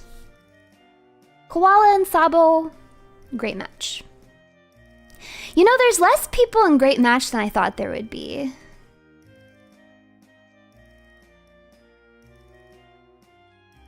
I feel like we're getting to the hot take area.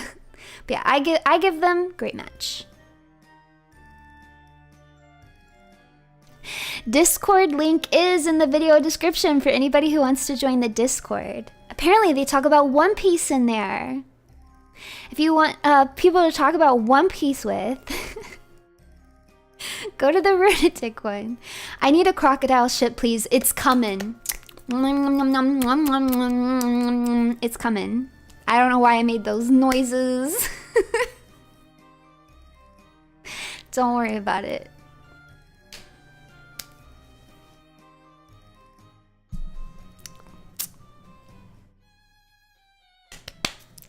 No, it's not gonna be Croc and Eva, you wild person.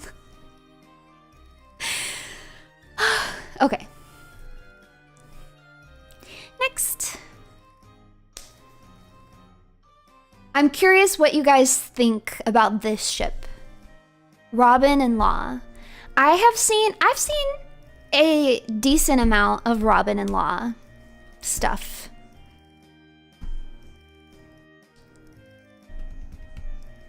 Nah, no. Wish list. Wow. Fitting you. Let's go. I mean, maybe. Runatic's channel is great vibes, great people, good convos. We talk about a lot of things. Trust me, your hyperfixations are more than welcome. Join the Discord.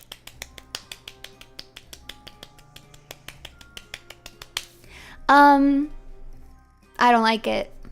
I don't like it. I'm not into it. I don't see it. They're beautiful people, I guess. Law looks a little bit dead inside. He's got those eye bags. I don't know. I don't think Law is Robin's type. We know that Robin likes her a funky little man, okay? I don't know if Law is even her type. I guess they have some things in common.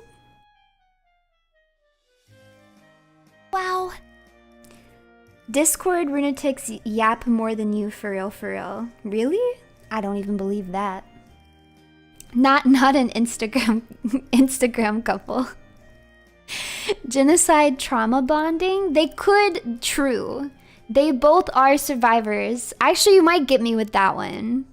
I do like the idea that they both survived genocide and like lost everyone. That does give them quite a trauma bond.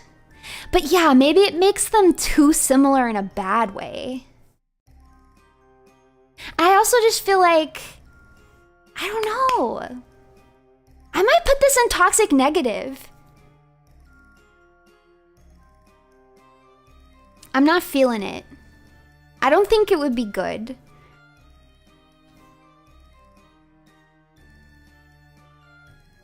Surviving trauma applies to half the I'm not talking about surviving trauma, period. I'm talking about specifically the genocide of your people. They both went through that. They did find a road poneglyph together. And I do think that that interaction is the basis for a lot of people who are really into this ship. I didn't see the chemistry though. Like, yeah, they're both there. They're like, woo, there's a poneglyph. Like, I don't feel the chemistry. I don't think they have chemistry with each other. I don't know. I can't get behind this one. You would put toxic positive or toxic negative? They have interacted, you know, on a few different occasions. I mean, Law was like basically on the crew for a little bit there.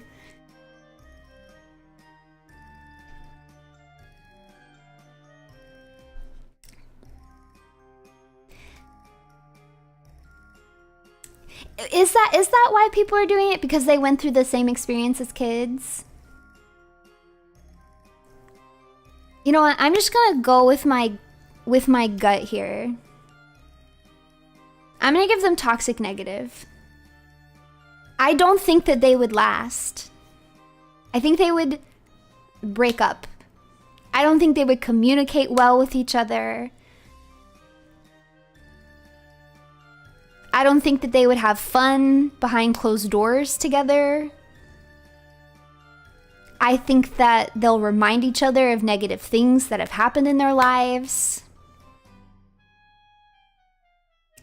You know what? The more I think about it, I'm with this. I'm sticking to it. Toxic negative.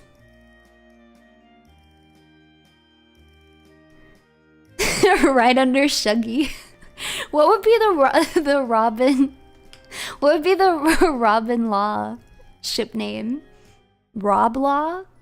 Lobin?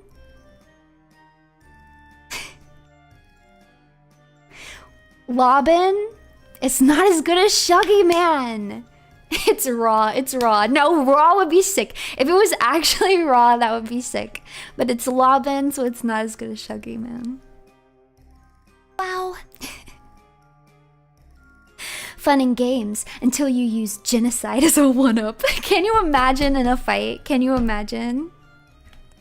All right. Robin and Frankie. Super. This is a very, very popular ship. Super popular. I totally see where it comes from. They get along really well. She did grab his buggy balls on one occasion. There is like some cover art. There's like this really cute cover art where she's like caressing his cheek. That I was like, they just look like a couple in it. I was like, that's not a platonic cheek caress. Like, there is something markedly not platonic about this cheek caress right now. He farted in front of her. It was over before it even started. But you know Robin Robin likes a funky little dude. Yeah, Oda does tend to draw them close together. Robin may have actually flirted with Jinbei in the story, but Robin will always be the goat. We will be discussing this later. Put a pin in Robin flirting with Jinbei. This will come up later.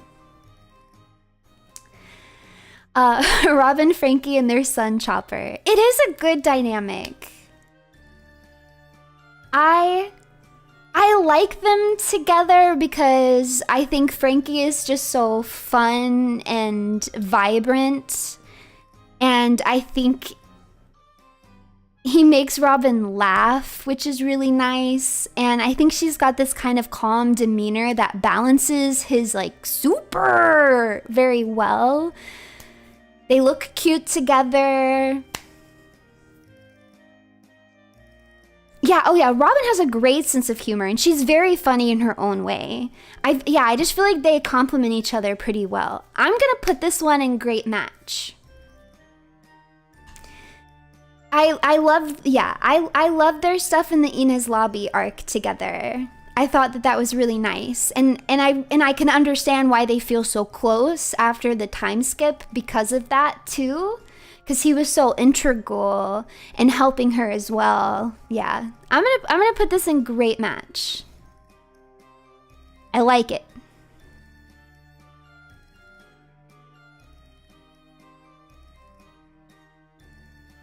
No, wrong. You didn't see that. Wrong. Great match.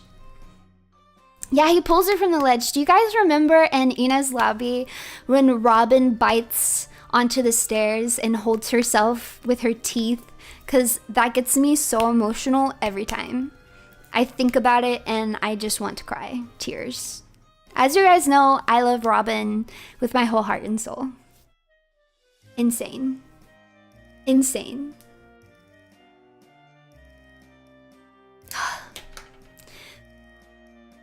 Don't talk to me about I want to live. Spandom hate. Spandom hate. In my research, I didn't put it on here. I spared you guys. I spared you, so I want you guys to appreciate what I do for you, Runatics. But in my shipping research, I came across a not insignificant amount of Spandom Lucci ship art.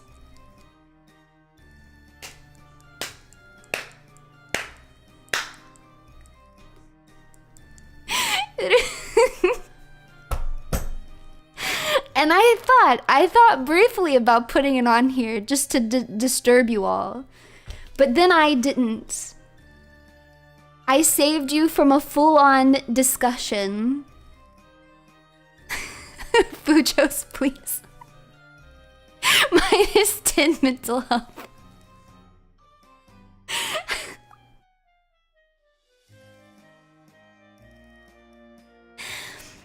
I mean, yeah, they do have the, like, pupil became the master. Like, Spandom was in charge, and now Lucci's in charge. Like, spicy. Maybe I should have put them on here. We can go toxic positive. Yamero!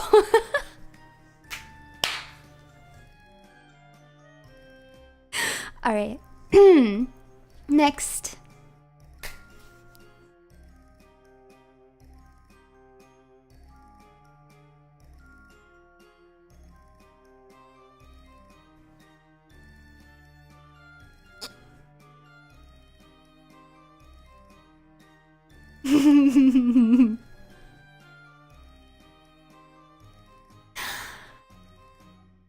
It's toxic positive. It's toxic positive. It's toxic positive. It's toxic positive. Okay? Listen. It's toxic positive. Do I think they are soulmates? No. Absolutely not. No. Under no circumstances. Do I think they are in love? No. No. Under no circumstances. Do I think they had chemistry? Yes. Do I think that it was hot? Yes. Do I think that they would leave satisfied? Yes. Disagreed, witch. I like when you guys call me witch. She was using him. He was using her. Listen. Yeah, he stabbed her. I know. I'm aware. That's why it's toxic. I just feel like they both know what they're getting out of it from the start. Basic and toxic build.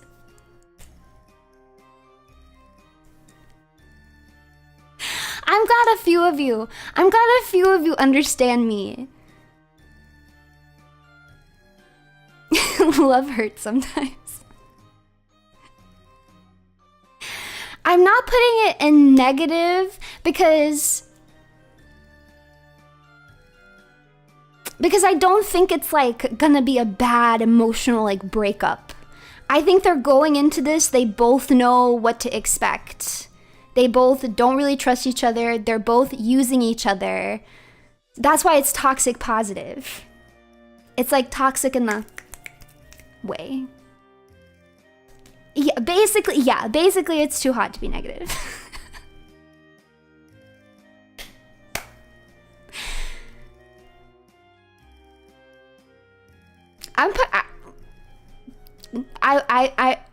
I defend myself on this one.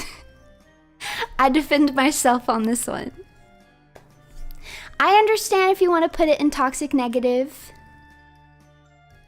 Fine. I'll concede that that is an appropriate interpretation. But for me, it's toxic positive.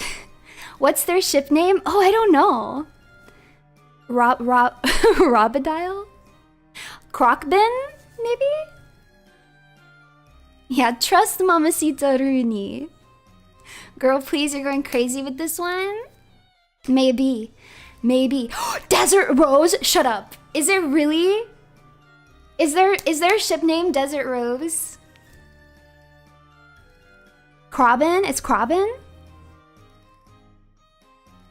Croco Robin? That's boring. It's Desert Rose, I decided. It's Serbin. Robodial. I like it. Crocodile is actually pretty good.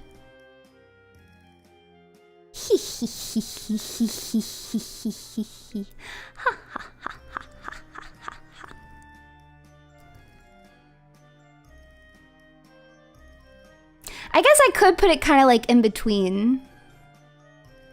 I'll put it there.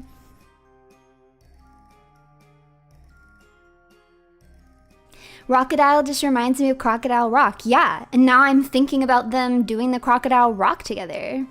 Now I'm thinking about them doing a sexy tango together. It's good.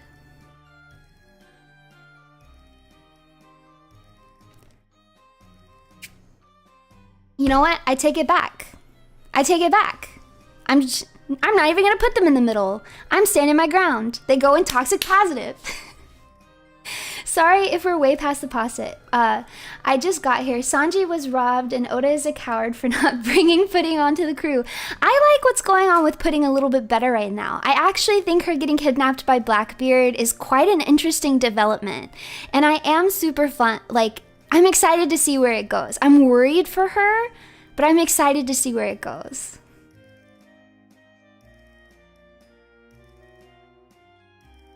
All right, well, I'm glad that I said my piece about Desert Rose and you guys all agreed with me without any objections, because you see that I am Cupid and I am completely right at all times. You know, I thought you guys might resist me a little bit, but it's really nice to see.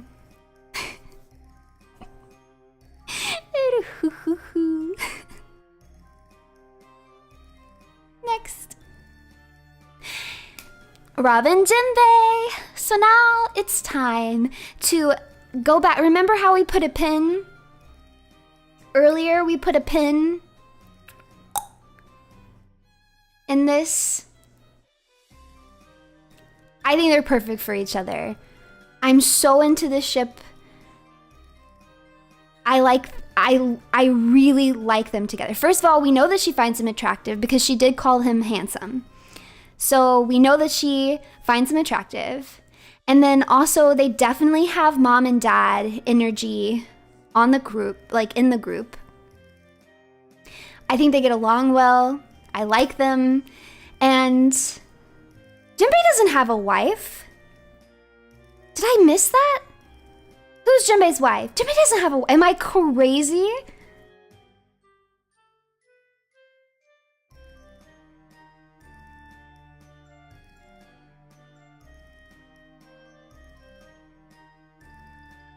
Okay, thank you.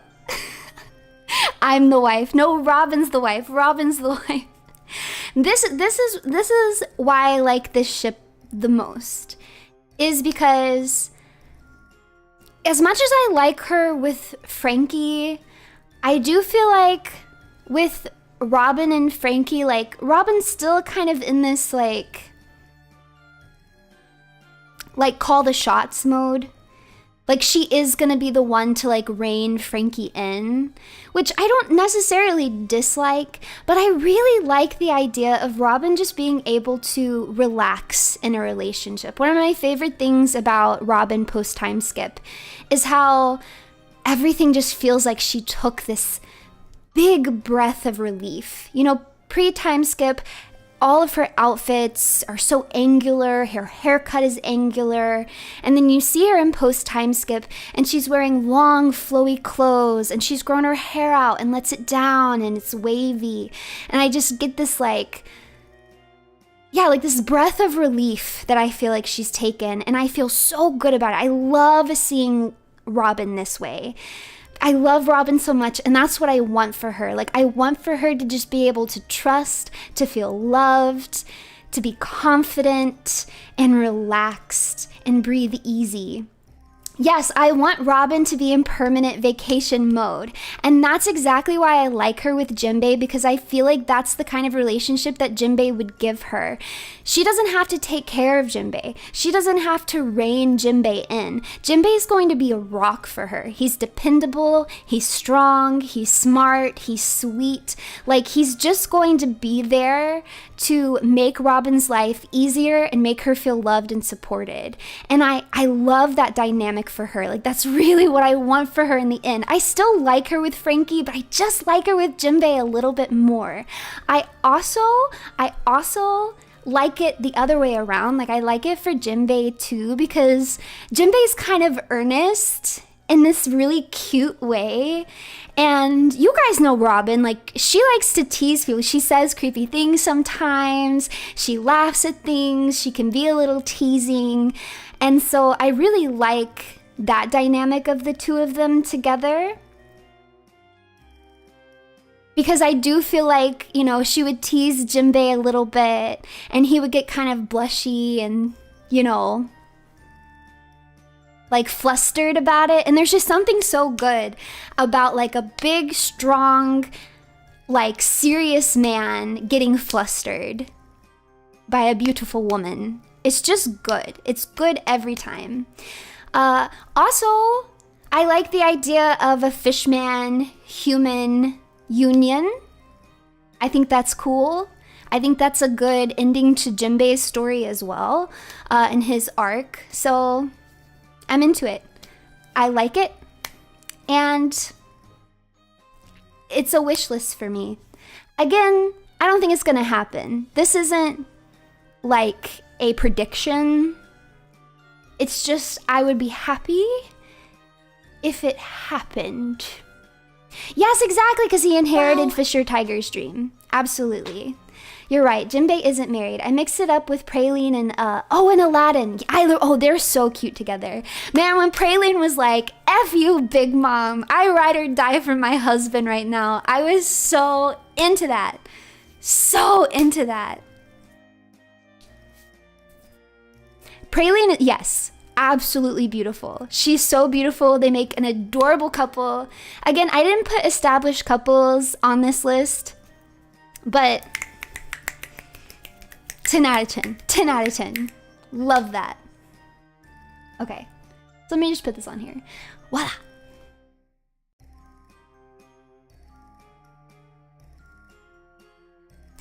My wish list is filling up. Let's see what's next. Perona and Mihawk. I like this one. I like it. I like it. I don't know what to say. I think it's cute. I like it. It's full now, so no more can go into... I can put more in wishlist if I want to. I don't understand why people have like a dad thing with Mihawk. I don't get dad. I get dad with Moria. I do feel like Perona, Moria give me dad-daughter. Perona and Mihawk do not give me dad-daughter.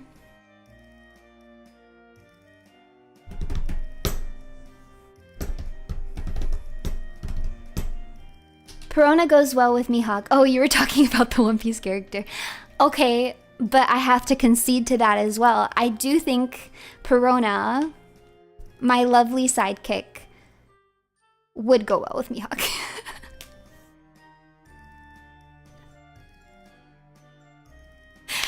Mihawk and Moria is underappreciated. Mihawk and Moria, get out of here. Go, Steeds. You guys are trolling me. You do really. I'm passionate. And you guys are taking advantage of my passion by trolling me because you know you'll get a reaction because I can't resist. And I think that that's rude.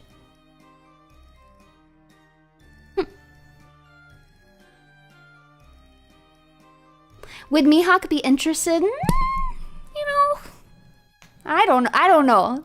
That's the real kink in this. I do feel like Mihawk is just done. I feel like Mihawk he's done with romance. He's done with marine hunting. Unless you're gonna be better at swordplay than him, like he's just so done with life. Like I just want to sip my wine and read my books, right? Hold on, I gotta turn on a light. Hold on.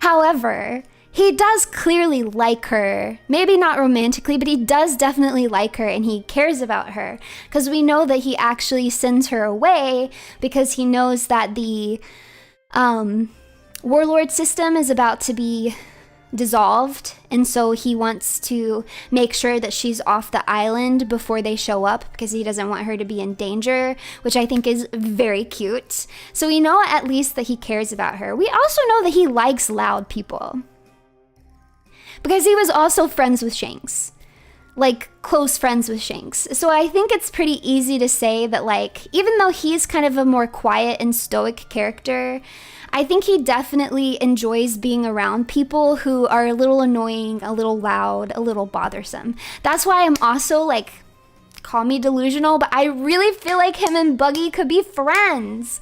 I think they're gonna be friends, okay? It's gonna happen. Hands up in the air. He cares about her like a father would. If you see it that way, you see it that way. Personally, they don't give me father-daughter. But, I mean, if you see it that way, obviously this is not going to be a ship for you. Super cute pink woman, though. Also, the one in the bottom right is cute, too. Aw, thank you.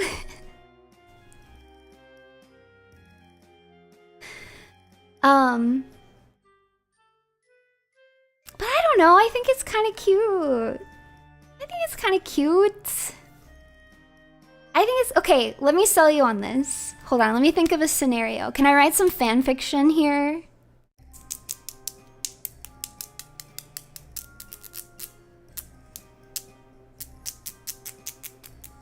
Can I write some fan fiction?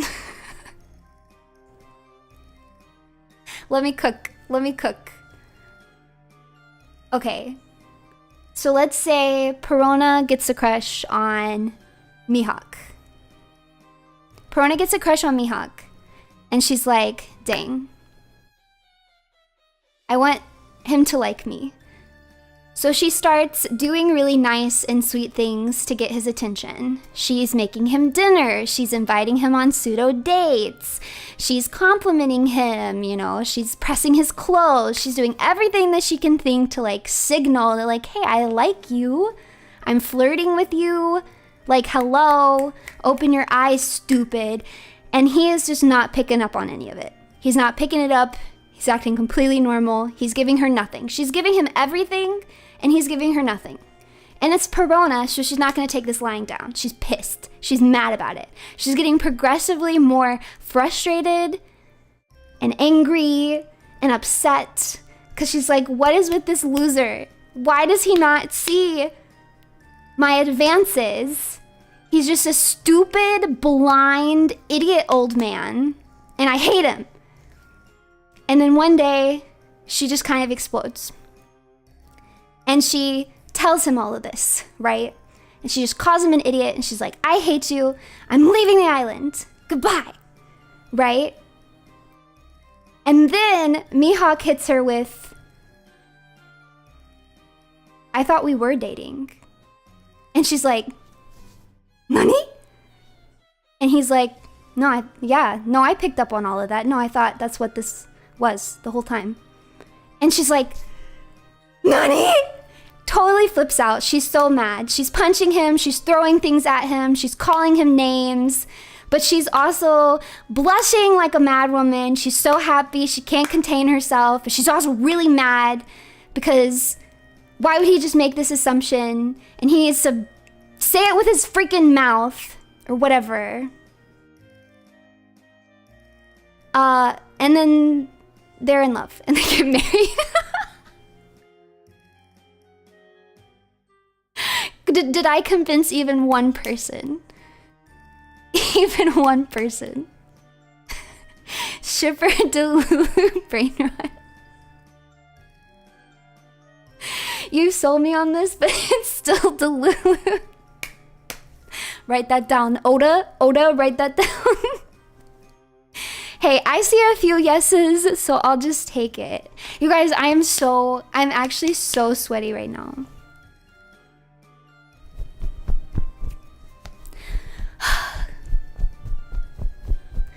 I gotta fan myself. All I'm saying is this would work better with her and Zoro. Okay, wait, you might have a point though. Actually, I could also see that same scenario kind of working with Zoro too.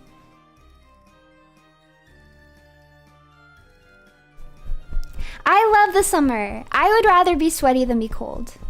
Runie sounds hot. That's right. I'm not just hot.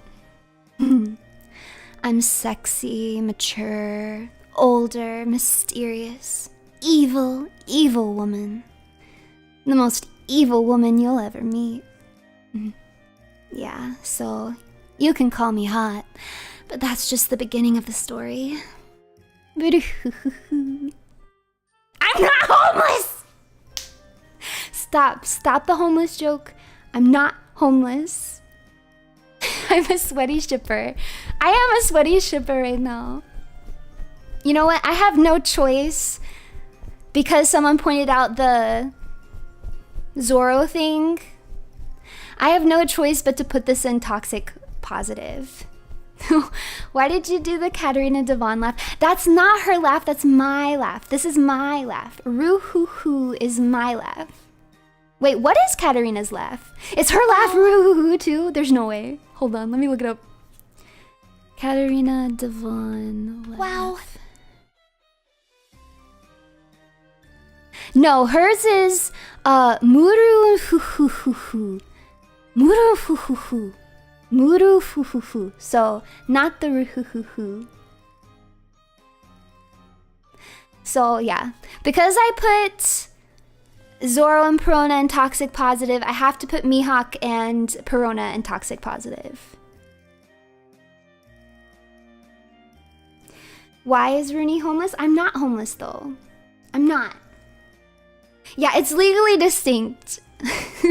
My legally distinct One Piece laugh. Sexy, mature, sweaty, homeless Oshi. Don't let her sexy voice fool you. Runie is an adorable girl failure and a sweaty shipper.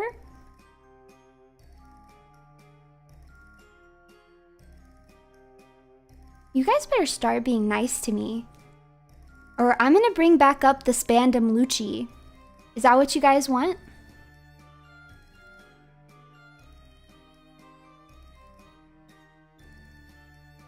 I could probably find even more cursed ships. Is that what you guys want? Please no. I'm nice to you, mommy. I don't know how I feel about that. I don't know if I like being called mommy in that context. Time to wrap up the stream. Wow. Alright. I'm putting it here. I put you... Wow. Here. Runie's ara-aras are the best ara-aras. Thank you. We're nice to you during karaoke. Sing for nice? What the heck? Okay, be nice or be mean. You have to choose now. Yeah, you have to choose. Be nice to me.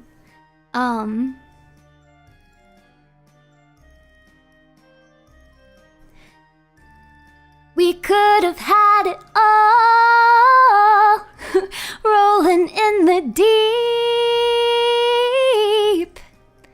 What are the words? You had my heart and soul in your hands, and you played it to the beat. Okay, now be nice to me.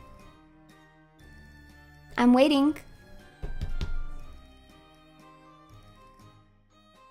But now I don't, never mind. I got you mid-sentence. I caught you mid-bully. Deal? Beautiful, thank you. My voice isn't warmed up, but it's okay. I love you, magic woman. Wow. Wait, you can still call me a witch. I like being called a witch. I like being called a wretched woman. Woof, time to be nice. Thank you. Thank you for the super. For the rose, thank you. All right, wretched witch. Ah! Maybe I like that a little bit. All right. Wow. Next. All right, some of you guys have probably been waiting for this. I can be nice on streams, but Twitter, that's a, yeah, nah. You should be nice to me on Twitter. What the heck? But that's where people who aren't watching my streams can see me. I feel like this one is very decisive. People really, really like this ship, or they very, very much so do not. And I like how I said that because I actually feel kind of neutral. I can't say I like it.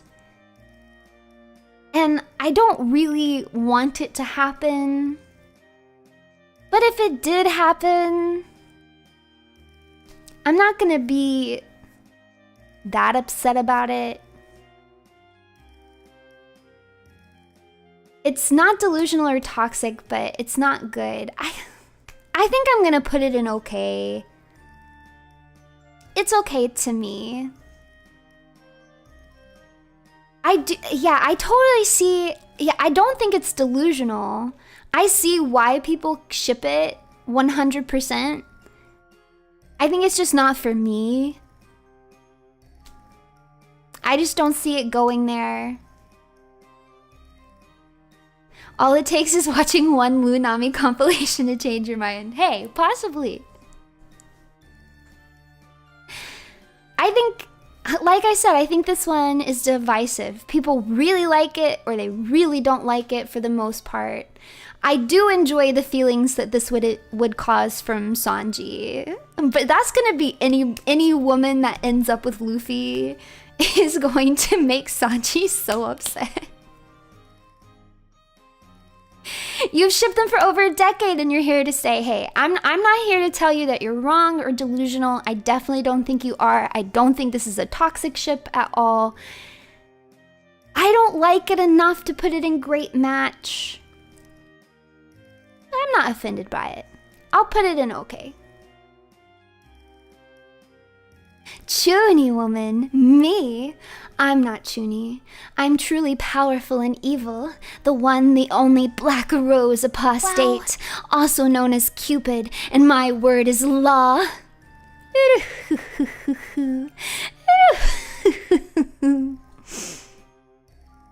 Yeah, I'm not Chuny at all. I'll put it there.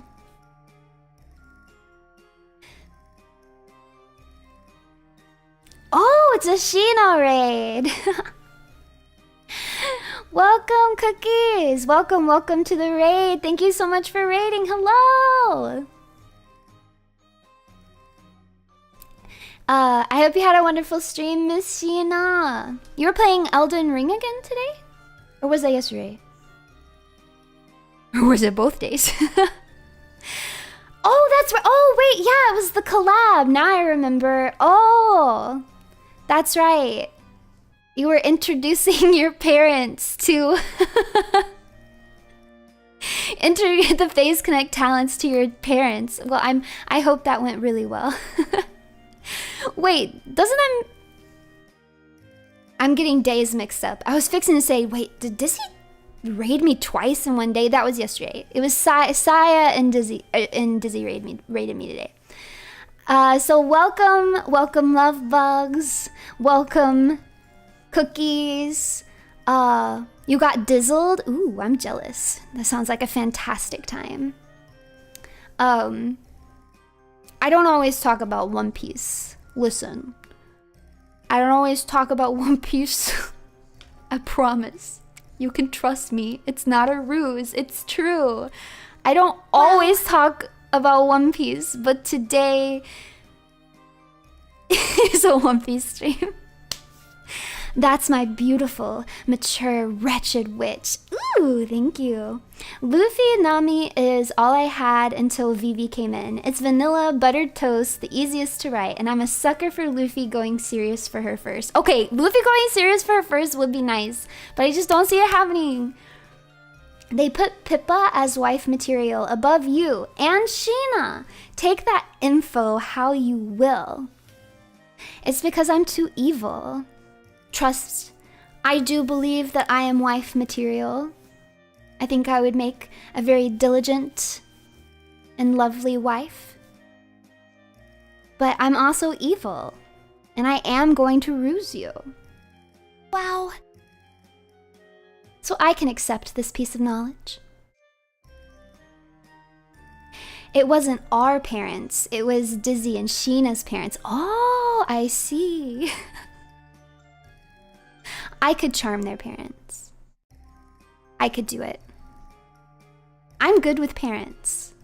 All of my friends' parents like me. I was one of those kids growing up, you know? You invite them over to your house and they're just chatting your parents up. Yeah, you better believe it. Trust, I can put on the charm. Parents love me.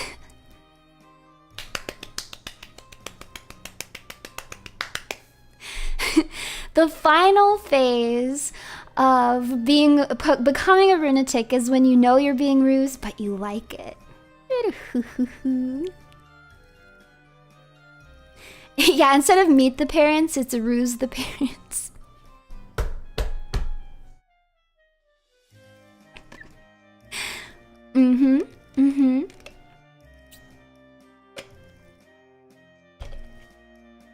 But higher than, well, at least you have friends. Hey!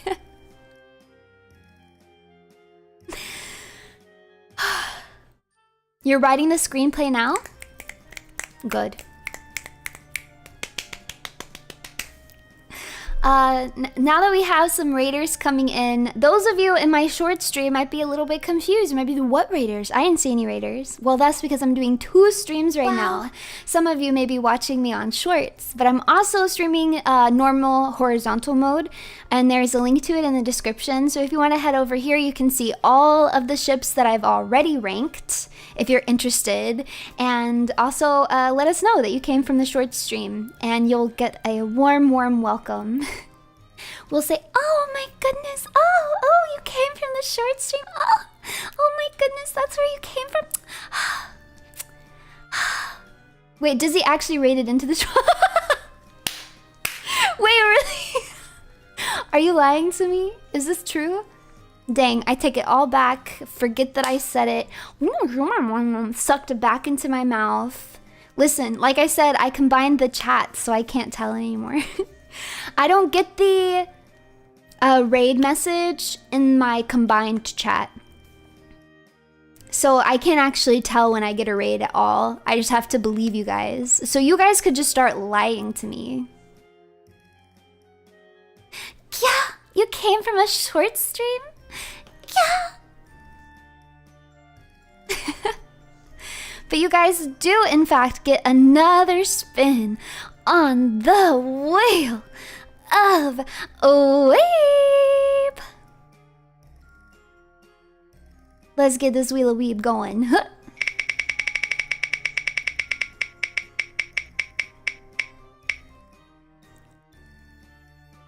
I gotta make this, I gotta really chunk up. It's time. Vanilla ice cream, we're chunking up this wheel right now. Anyways, you guys won. Ugh, like, gag me with a spoon. That one's not so bad. That one's not embarrassing to say. Let's go gambling. You guys are winning too much. However, I do feel like with the tipping system, even though, because you guys know everybody who tips gets a gotcha. I do feel like the gotcha on the tip, even though true, honest, both hands up in the air, I swear I didn't actually change it, but I do feel like you guys have stopped winning that one as much. Yeah, you've gotten a lot of ooh-wows. So I think the universe just kind of eased that out for me without me even having to try. The universe looked at that and was like, they're getting way too lucky. Absolutely not. And then they took it away from you. You've gotten nothing but ooh-wows? Yeah, that's how it's supposed to be. It's not rigged though. I didn't change it at all. I actually did not change it. You got a Magna the other day. Now, see, you guys have to get them sometimes to prove that I didn't rig it. It's not rigged and I didn't change it. Oh, wow. I agree, it is kind of cute. If someone rolled and got a UR right now, I think I'd cry. Can you imagine? Then I would know that fate is working against me. I would know for sure. Oh, the ooh, how's your text tone? Oh, that's cute. Okay. Next. Margarit and Luffy. Who do you ship Law with? Do you like Law? I like Law. I don't ship Law with anybody. But you guys also didn't recommend any Law ships to me. This is one that you guys recommended on my tweet. Margarit and Luffy. They actually interact a decent amount on Amazon Lily. And Luffy actually spent a good amount of time on Amazon Lily.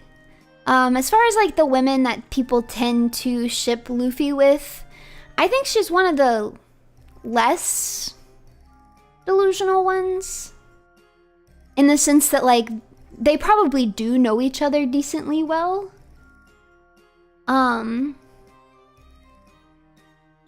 Boa would kill her, 0% chance of happening.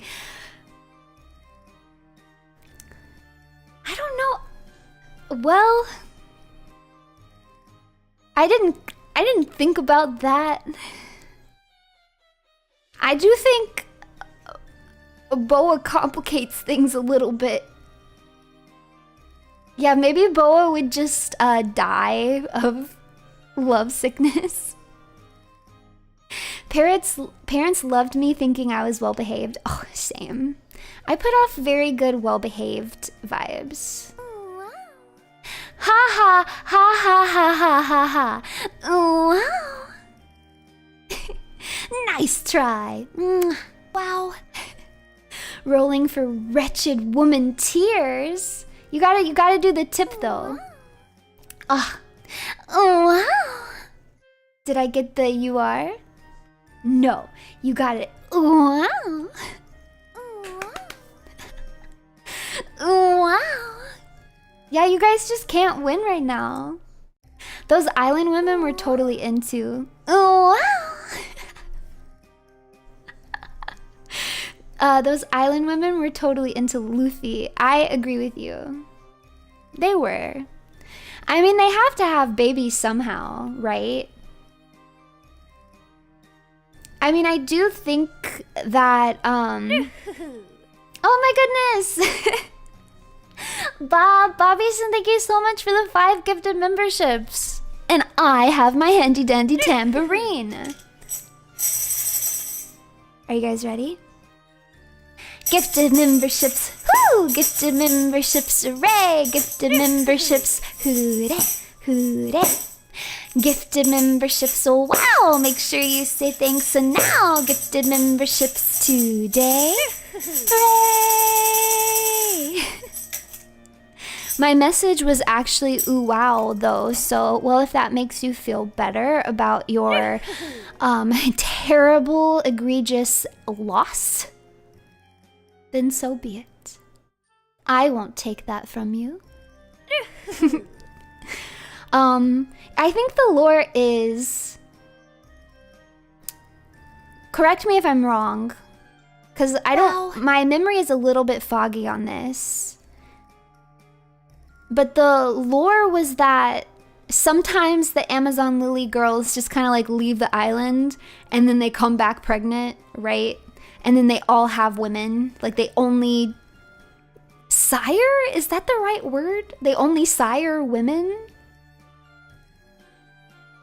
I don't know if I'm using that correctly. Doesn't sound right, but it does sound right. That was the lore, yeah. I do think that social constructs are going to keep them apart. Social constructs are going to keep them apart. I feel like Margarit doesn't know enough about the outside world for this to really work. Osire is right? Ha ha ha. I don't think they cull the men. I think they just literally don't have boys. They just always bear daughters. And I do think that Boa Hancock is going to really complicate that. I had not considered that before this. I think I'm going to have to put this in... Oh boy. I think I have to give this a toxic negative. I didn't expect that. I thought this was going to go in okay, but now the more I think about this, I think this is bad. This is not going to work. Wow.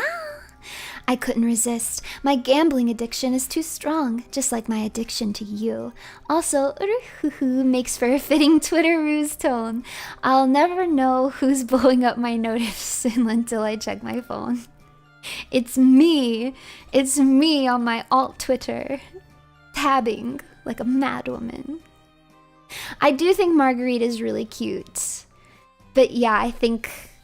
I have no choice but to put this in. God, you guys really cannot win today. Oh, wow. Oh, wow. Alright. Toxic negative. I really didn't think that it was going to get this way. But what can I say? Oh, wow. Remember, gifted memberships is guaranteed payout rather than gambling with gacha. That's true. If you do at least 5 gifted memberships, you always get the gifted membership song. We're just continuing with the Luffy ships. Now we have Luffy and Shirahoshi. Wow. Sire is for males, bearing is for females. Oh, okay. Okay, so I should say bear. I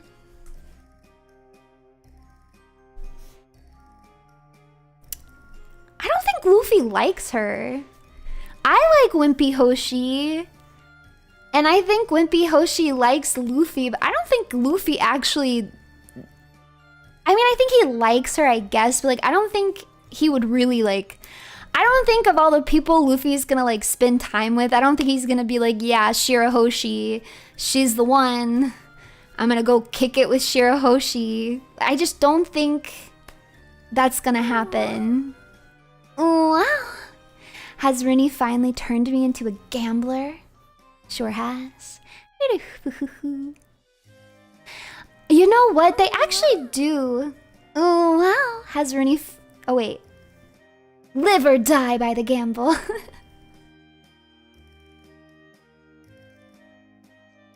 I love Shirahoshi, but Luffy wouldn't care. I actually really like Shirahoshi, too. I felt a little bit, protective of her, because Luffy was really mean to her. Like, he can be mean, and he has been mean throughout the series to certain people, but he was, like, actually mean to her. Bruh. Her only advantage is giving him bigger food. She definitely needed to hear it. 100%. Wimpy Hoshi, man. But yeah, I think, honestly, I'm gonna say this one's delusional. Because I don't think Luffy has any chemistry with her. Like, if Luffy had to end up with someone, I really do not think Shirahoshi is who he's picking. I just don't see it happening. I do think that she has a crush on him, which I think is cute. But I think that's as far as this goes. Believe in the heart of the cards. I draw. But yeah, the connection some of the characters have could complicate the matchups. Very true. But that's why it's fun to discuss. They do have lore connecting them, but the last Joy Boy got Poseidon killed is the inference that we're going with right now. I guess we don't know that for sure right now, but the inference is from his apology message is that Joy Boy got her killed. So it's not looking good for the Joy Boy Poseidon hookup here.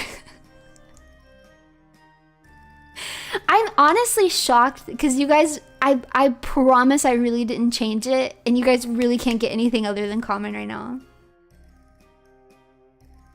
It couldn't have been Joy Boy who died first because he left the apology. Well, we don't actually know that Poseidon died. That's just the inference. Okay, last time, evil woman. I gotta get back to Elden Ring. Well, I hope you have better luck in Elden Ring. Mwah. Thank you very much for the tips. Thank you.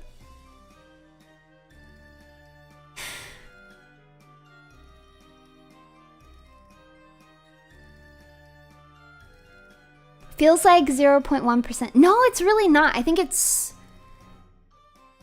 like 20 or 15% chance for I forget what they are.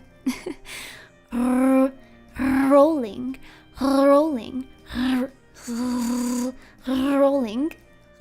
Okay, I'll look it up right now. You guys don't believe me? I'll look it up right now. Stream elements. Dashboard. Wow, alrighty. I gotta run or my DM will actually kill me for missing Pathfinder. He might even be here now. Watching. Please, DM, if you're here watching our dear lunatic Noah, have mercy on his soul and give him a -3 to all of his rolls for being late. No, I'm kidding. Don't do that. Don't do that. Give him a +3 for having fantastic taste in evil women.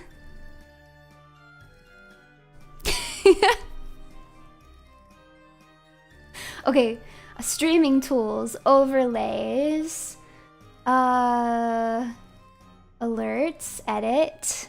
I'm gonna look it up right now. Alert box, settings, tip alert, gear. Variation settings. Okay, for a rare tip, there's a 12.5% chance for a rare. There's a 7% chance for a super rare. And a 0.5% chance for an ultra rare. I'm telling you, that's just what you guys just have terrible luck today. Genuinely. You bet you could get it if you wanted to? I bet you could too. Okay, this is wild. Ain't no way. It's not rigged. It's truly not rigged. Percent means part per million. Yeah, it's it's homeopathic. I'm so sorry. I don't know what to tell you guys. As a gacha player, I hate that those are decent. Yeah, it's decent odds. It's not rigged. I genuinely did not rig it. You guys just can't win today. Unless maybe Stream Elements is just bonkering out. Yeah, it's homeopathic gacha. Is there a pity system? Sure. Briefcakes. Magna. There you go. That's your pity. Does it feel good? Does it feel good to get your pities?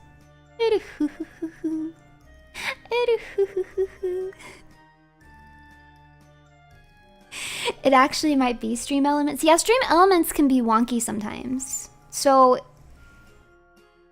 it looks like it's fine on my end and it should be working, but I don't know. Stream Elements can just be wonky. All right, I'm putting this in delusional. All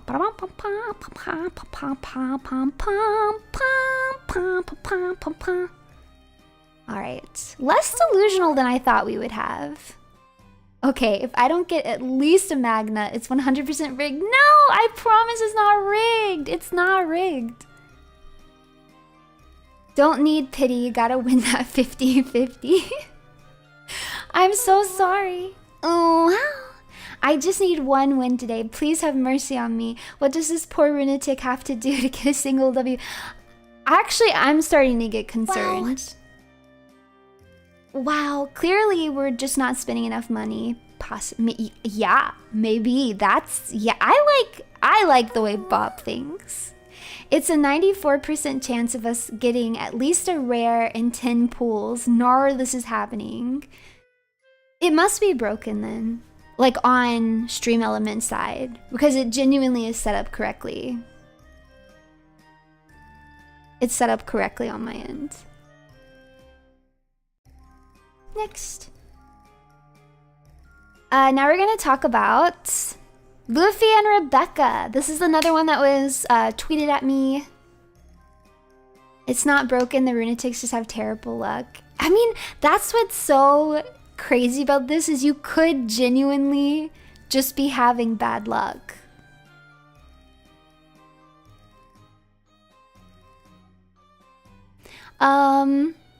If you guys don't remember Rebecca, she's the princess of Dressrosa. She meets Luffy, or should I say Lucy, in the Colosseum. She tries to betray him briefly. I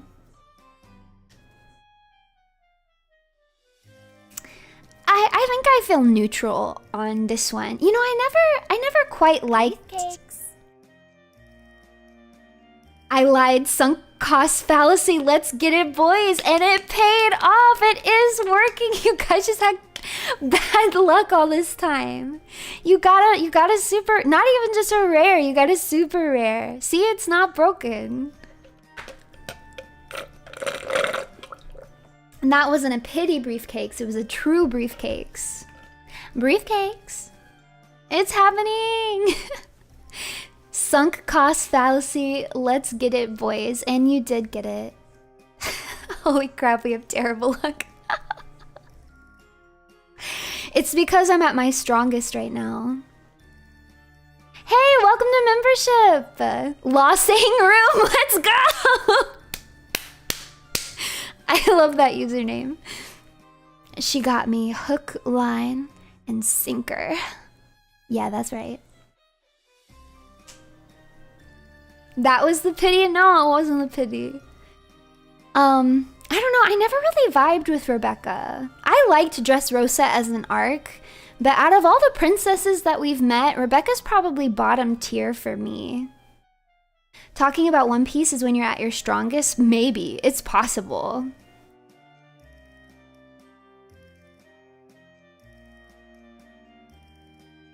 What? Wait, did you guys really dig? Did you guys really dig Rebecca? I don't like that she didn't get to have the winning moment in her final fight. I think I would have liked her a lot more if she had been the one to defeat, what's his name? With the wavy sword or whatever that killed her mom. I don't know. I just feel like it almost felt kind of silly. Yeah, Diamond. It almost felt kind of silly to make her a warrior at all. Cause it's, I don't know. Yeah, at least she never really does anything with it. Like, she could have just been a princess. I think Kairos gets a lot of wins though. I really think it would have meant a lot for Rebecca as a character for her to get that win. Does that make sense? Because I love Kairos, and I would have loved him regardless. I think I would have liked Rebecca more if she could have just done something. Something. I don't know. So I end up feeling like very lukewarm about her.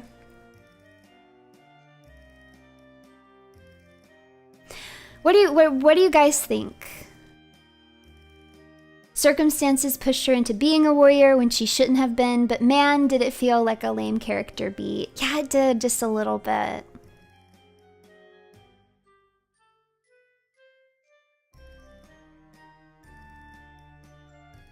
Oh, welcome to membership. Welcome, thank you. Yeah, are you guys thinking okay? I'm thinking I might put it in okay. She's very cute though. And I did like her sexy gladiator armor. It's so egregious, but it also makes me think of Chi-Chi, so I couldn't help but like it. I don't know if I'll put delusional because I think she clearly has a crush on him. But I think I'm gonna put okay. I'll just put it in okay. I like her hair color too. Yo, we have very similar hair color. Like, our hair color is actually very similar. Runie and gladiator armor. Honestly, me and Rebecca's outfit. I don't like to show that much stomach though. I have no context for this stream, but let's freaking go. Yap, yap, yap, yap, yap, yap. And we yap and we yap. Her design is peak, but she's kind of... I really like her design. It's really cute. Oh my god, Runie is Rebecca's long last... Yeah, maybe that's why I don't like her. Maybe that's why I don't like her. I feel threatened by another pink woman. I'm like, get out of here, fool. I'm the pink-haired woman here. She's stepping on my territory. But if you show your stomach, you'll have a +10 of... I don't need to show my stomach. I don't mind showing a little bit of my stomach. That's a lot of the stomach. I'm just... You guys know, I like one-piece bathing suits. I'm not a show the whole tummy kind of girl. Yeah, there can only be one pink woman. One. Big Mom does have pink hair, but it's not quite this shade. She's like actually encroaching on my shade of, like my particular shade of peachy orange pink. Yeah, a One Piece for the One Piece fan. Yeah, I think One Pieces are underrated. I love a One Piece bathing suit. I don't care what the booby club has to say, okay? I like a One Piece bathing suit, and I think it can be very sexy. It's the tell don't show. I don't know. What am I trying to say? And I also like One Piece, the hit manga by Eiichiro Oda. Has anyone shipped Perona with Usopp? You know what? I actually think someone might have suggested that, and I didn't put it on here, and I don't really remember why. Maybe I should have. But I haven't chewed on it yet. I haven't given it thought yet on whether I like it or not. Oh, the leave it to the imagination thing. Yeah.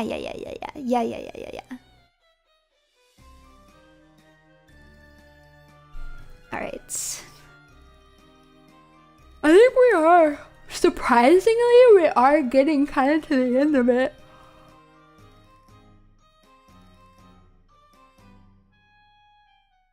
Can you guys believe this? Almost 32 ships down. Alright, here's the one you guys have been waiting for. There won't be a part 2. We're getting through all of them tonight. This is Luffy and Boa Hancock. Yeah, I'm gonna finish. How many do we have left? Let's see. We are on 28. So really not that many. This one, I don't know what to say. I don't know what to say here. I don't really think they have chemistry. But I also really like Hancock. And like, I don't want to give her the L of like not landing Luffy at the end. Does that make sense? Like, I really will feel bad for this woman. She's so down atrocious.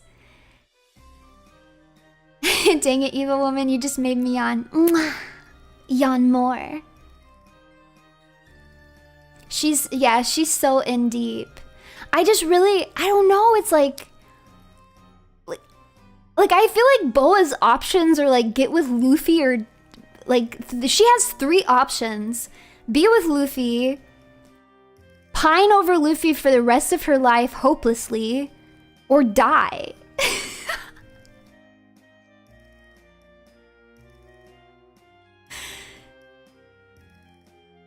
Do you think Luffy could come around? Maybe? But I don't know, like, honest, you guys aren't gonna like what I have to say.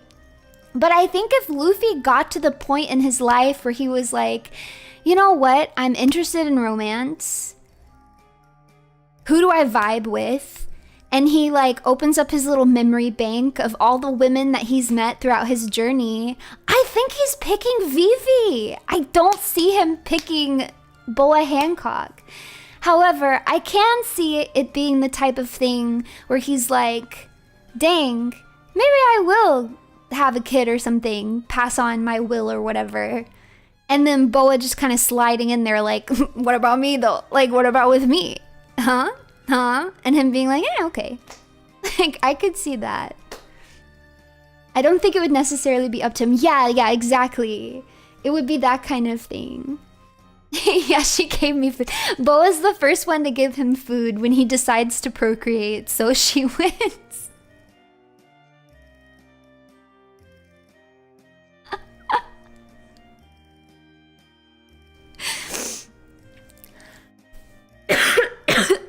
Boa's slithering into his DMs. It is too depressing to leave her hanging. Like, that's what I'm not gonna put it on my wish list because I genuinely don't. I don't know if I like want it to happen. I'm certainly not gonna be disappointed if it doesn't happen. Here's what I will say is if Luffy did like her, I do think they'd be a good match. Don't you think?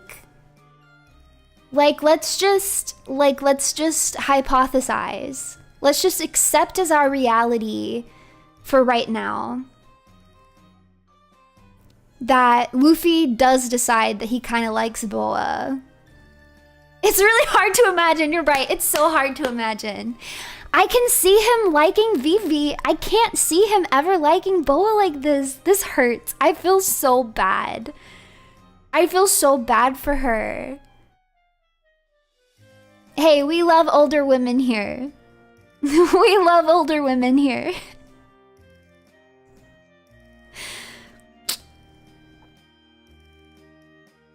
But it feels so rough.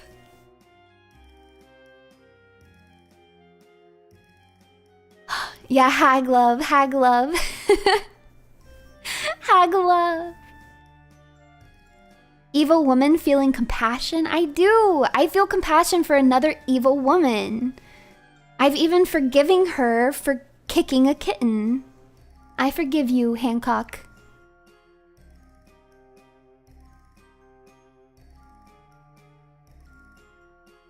She's 31, not a hag. She's a hag by VTuber standards, for sure. VTuber fans will start calling people hags at like 26. You guys are crazy. I define a hag as... Oh, maybe I shouldn't say. I cease. I shut my mouth. I seal these lips. Princess hag and Empress hag.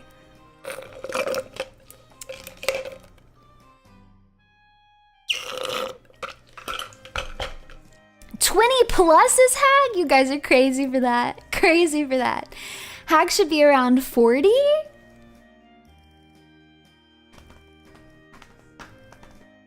I'm 95. So I'm definitely a hag. No matter where you said it, I'm a hag because I'm 95.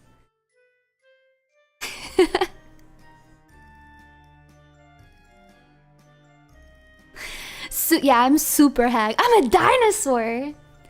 Well, that's good because you know men love their dinosaurs. I'll hit them where it really hurts in nostalgia.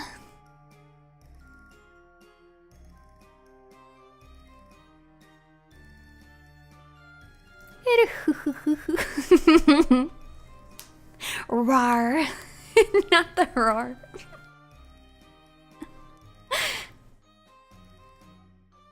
Alright. I don't know where to put this.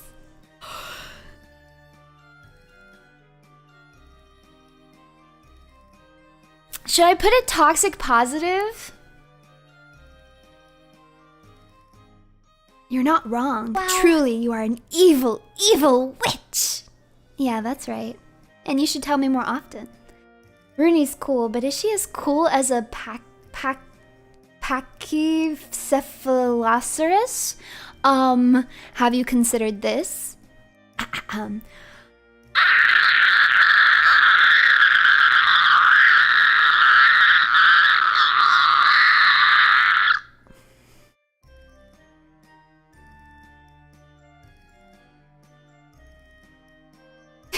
Dang, girl, you a fossil? Cause I like really dig you. You never considered it? Well, consider it now, fools. That was a pretty cool screech, I'm convinced. That's fair, Tosca Runie. Okay, let's do toxic positive. Toxic positive for them. I feel good about this.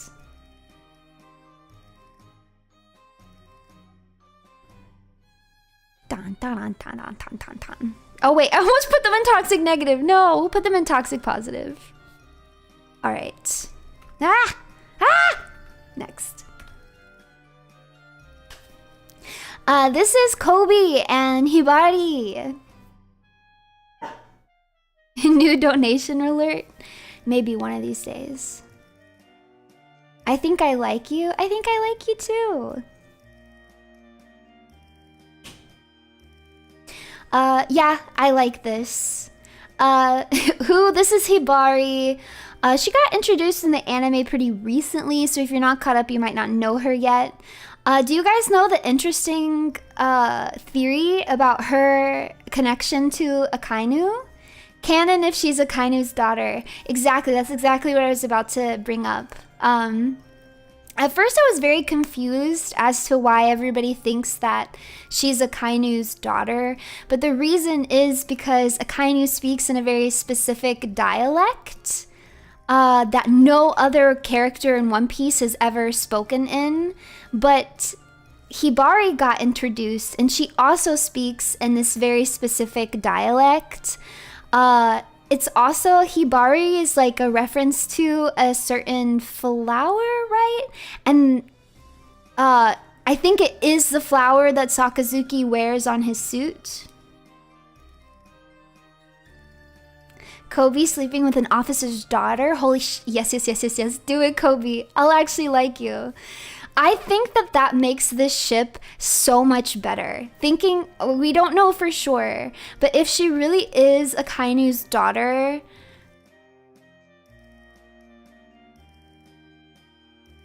but that's what makes it good, is that they're so pure and they fall in love and they're so pure. And then they have this like toxic element of Akainu being her papa. I just think it would be really nice. I like the dynamics there. I like where it could go. I think they look good together. I like how hopelessly in love she is with him and how he's kind of clueless about it. But like once he realizes, he's gonna be so shy and adorable. Also, you guys know that Koby is my son. I've told you guys this multiple times. Koby is my child. And I would accept Hibari as my daughter-in-law. And also, you guys know I love Akainu. I don't care, you Akainu haters, continue being haters. I like Akainu, and I wouldn't mind joining our families together.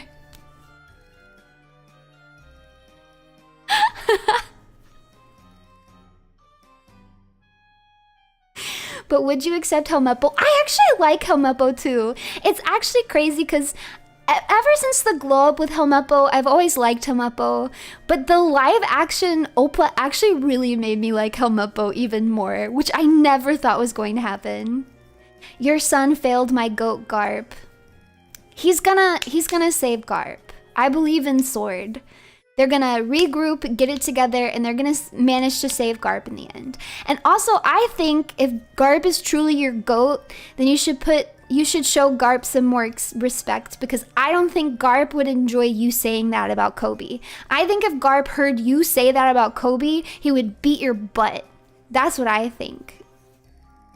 I think Koby lived up to Garp's expectations, and when Garp needed him to do something most, Koby excelled past his limitations and got that done. That's what I think. Wait. Honest justice. I'm not gonna lie, as much as I love Koby, when it was revealed that his form of justice is honest justice, it did make me laugh. It's a little cringe, my son. It's a little cringe. But I love you. Mwah, mwah. Take mommy's kisses. Why did he join the Marines? The apple fell far from the tree, it seems. It's just how things go sometimes. I mean, you have to remember, like, I started as a nun and left the temple of the moon goddess. So I fell far from the apple of my parents. Honesty impact.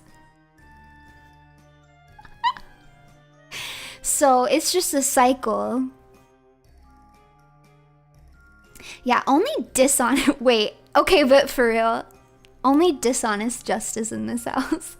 On the Runie Roost channel, my brand of justice is dishonest justice. That means that whatever I say goes, and it doesn't matter if it's true or not. You just gotta trust me. And all of the Runatics nodded their heads and agreed without any resistance. Mwah. Hi. I'm gonna put this on wishlist. I want this. I'm completely on board, and I want it to happen.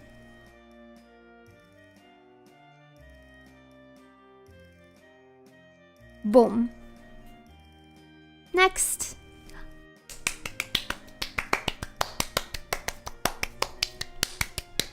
Wow. I just imagine Koby and Akainu reenacting this scene from 22 Jump Street with the ship. Hamapo would be Channing Tatum's character. Oh my gosh. I have tried to watch 22 Jump Street so many times and I always fall asleep in the middle. I've never completed the movie.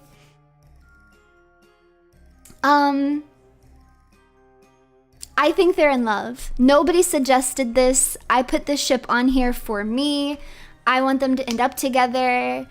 I've thought that they were cute from the very first time that we see them in the cover story. They're adorable together. I like them. They're in love. I don't know what to say. It's good. Aren't they married already? I don't think so. We do get like kind of a cute moment where somebody mistakes them for married or mistakes them for a couple, and Cammy has this reaction to it like, I so what? No. But like clearly she's very happy with the misunderstanding. I can't remember the exact circumstances, but they have a little scene like that. I think Hachan is completely oblivious at this point that she has affection for him. Oh, was it Shaki? That sounds like something Shaki would do. But yeah, I think they're super cute together. I would be really surprised if they're not just together by the end of this. This one feels very canon to me. So we put this under wish list. Ah! I moved the wrong thing.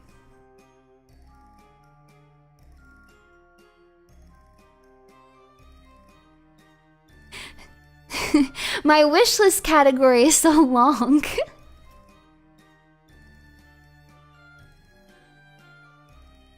They're married, but the idiot doesn't realize it. Truly, that's what it feels like.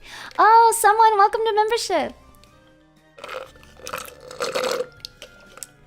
I agree with you again, a rare instance. The wish list needs to go on a diet? No! It's perfect. And everyone agrees. Alright, we're getting really close to the end here. Oh wait, oh my gosh, wait, the last two are so cursed. We only have cursed ones. We have two more and they're both cursed. Are you guys ready?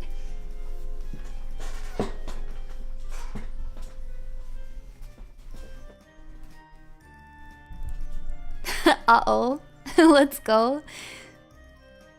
Man, I should have mixed these up a little bit different so that we don't end on such a cursed note. But this is,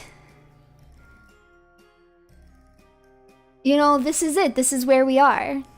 So, hey, what happened here?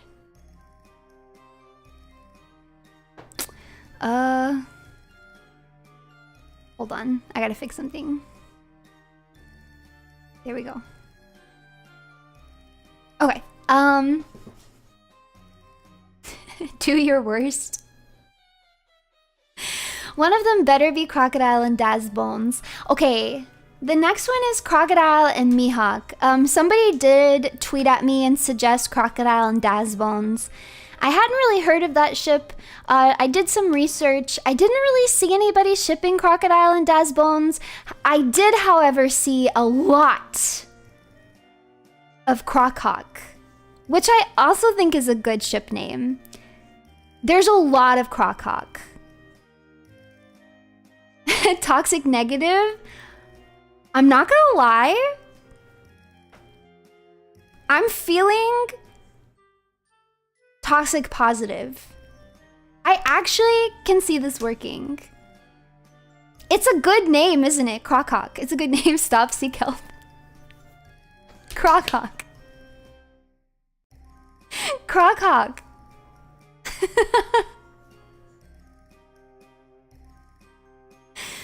I think this ship started because basically this is the consensus that I'm getting online. Basically, Crocodile calls Mihawk at one point in the story and is like, forget your other plans. I don't know what you were gonna do, but come and work with me. And then Mihawk's like, I'm actually mad at you because you're the reason all of this got messed up. And then Crocodile's like, forgive me or whatever. And then they become business partners. And that was enough. That was enough. Now the Fujoshi say they're in love and they're getting married. But honestly, if I'm sounding like a Fujoshi because I'm telling you why they ship this. I'm telling you why they ship it. They do have things in common, I guess, because they both don't like working with other people. Come on, baby. It'll be different this time. Oh, no. Ow. I just imagine... Wait, I just feel like this ship is missing something vital. A key element of it is being left out. Perhaps a third actor. Actor, ... No, there's no threesomes, there's no foursomes, there's no harems, there's no polygamy. I'm coupling them up. Couples only. However...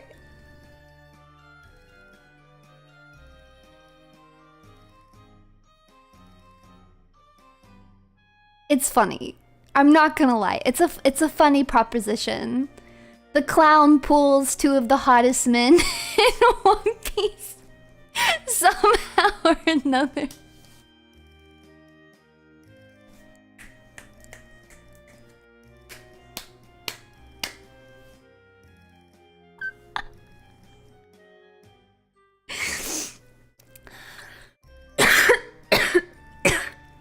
Should I make it toxic negative? Are they bringing out the worst in each other? This is an important question. Are they bringing out the worst in each other? The clown gets... No! I hate this. Change the subject. No more. No more. No, yeah, I'm gonna stick with toxic positive. I can see this working. This makes sense to me. I don't know. When I saw this one, I was like, I had never considered it, but then I was like, oh, wait, yeah, I can kind of see that. All right, we put this in toxic positive. Oh, I'm running out of room!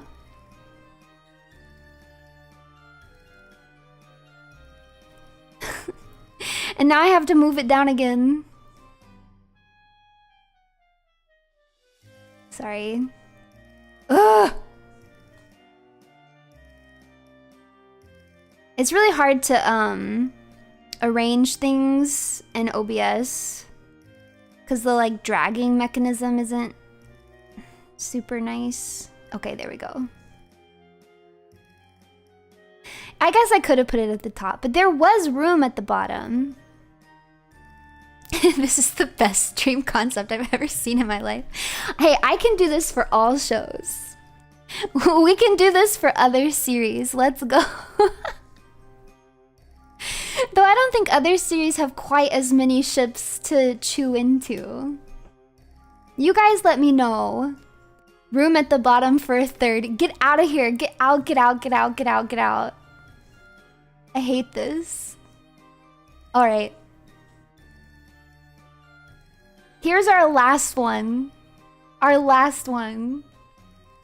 This was, I don't want to hear it.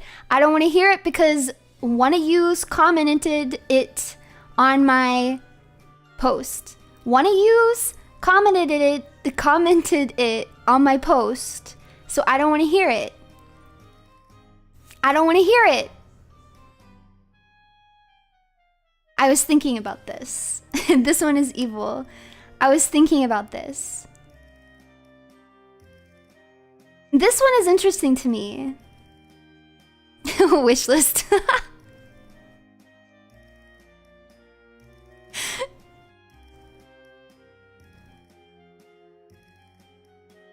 Don't blame us for your weird tastes. Literally, you guys put this bug in my head, so now you have to deal with it, okay?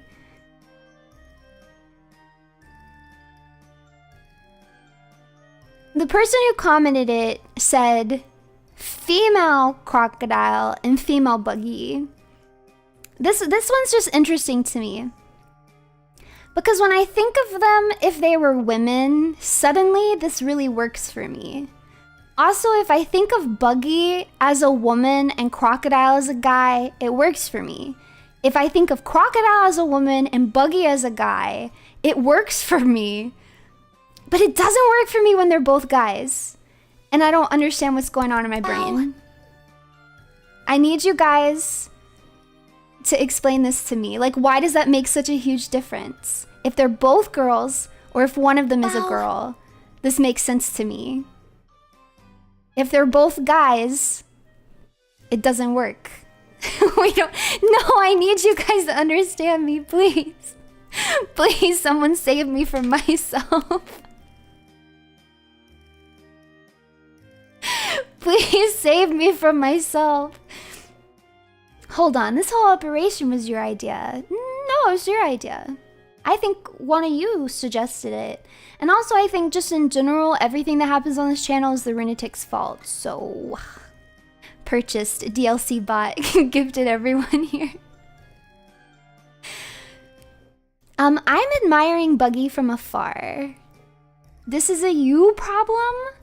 Okay, a woman balances out the cursed energy. Okay, because let me just explain. This dynamic is like, it's like girl boss or guy boss, I guess. Guy boss. It's like boss energy, and the pathetic little weasel that they can't believe they fell in love with, right? They both ooze toxic male Giga-chat energy. Buggy does. With woman is balanced out by the power of tomboy universal law. I don't know. I don't think that's what it is.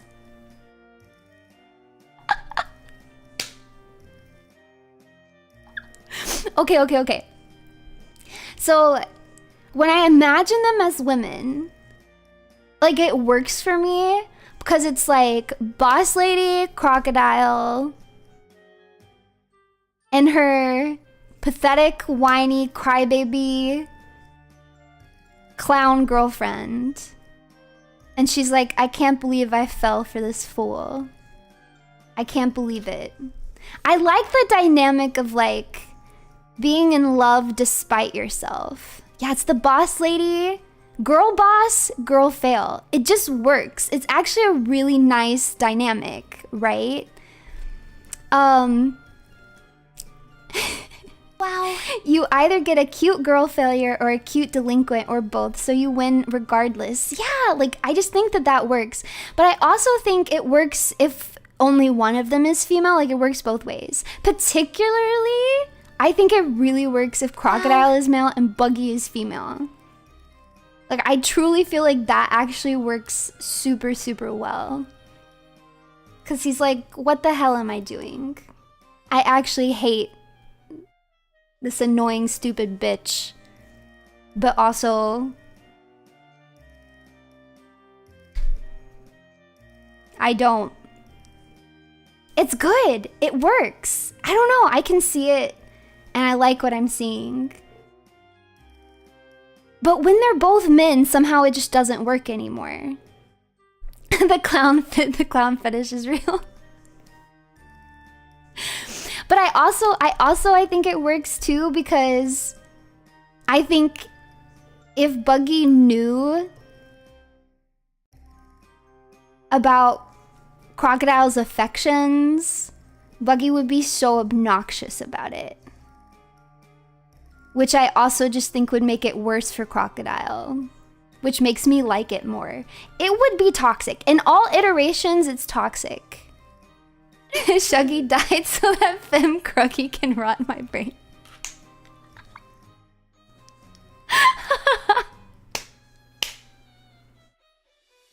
At the end of the day, though, Femme Cruggy. I like Cruggy. I still gotta give it to Shuggy, though. Shuggy, best ship name. It's such a good ship name. At the end of the day, though, we're keeping this canon. We're keeping it canon.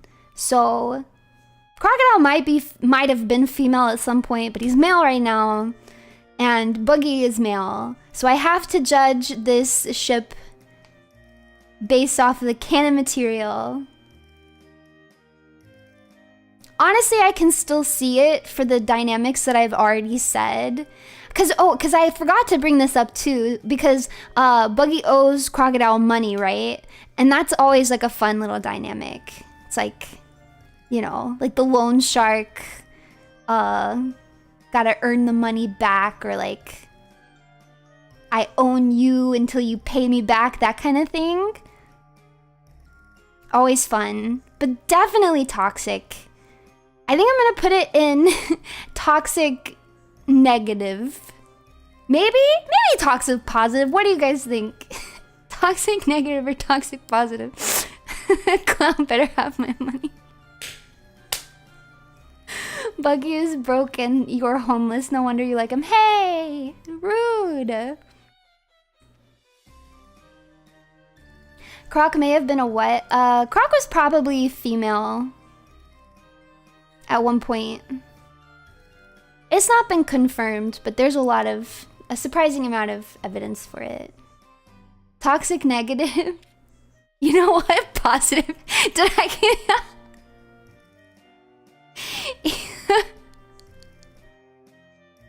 Toxic negative abysmal.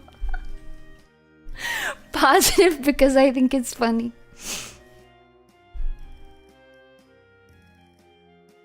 Here, this is what I'm gonna do. I think I'm gonna put this at, like, in between. Hold on, I gotta get rid of this now. We're done. We've done all the ships. They're done. So I'm gonna put it, like, in between them.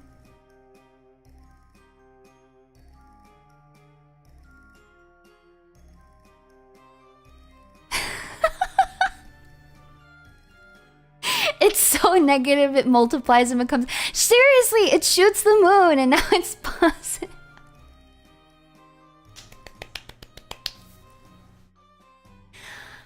Yeah, I thought about... Somebody did suggest Ace and Yamato, and I thought about putting Ace and Yamato on here, but Ace is dead and it makes me sad. So I didn't. It's like sad to think. I don't even want to consider it. I don't want to think about it. It makes me sad because Ace is dead, so I didn't put it on here. Living characters only, I guess.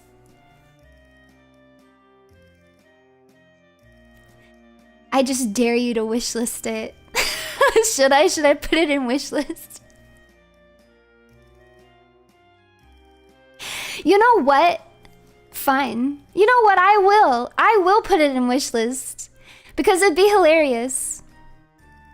Honestly, you guys know that I think Crocodile is, like, super hot. Like, if I had to say hottest character in One Piece, it's probably Crocodile.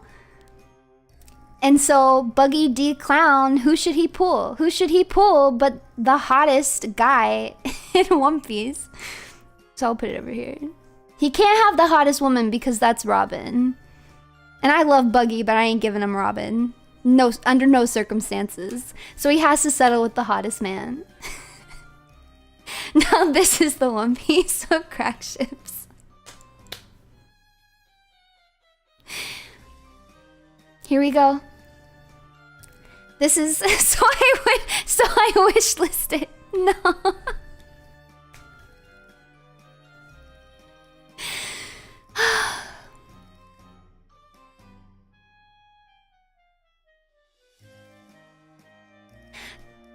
You can say it, but I can't. Yeah, that's almost always the rule here. All right, what do you guys think? Did I did I cook?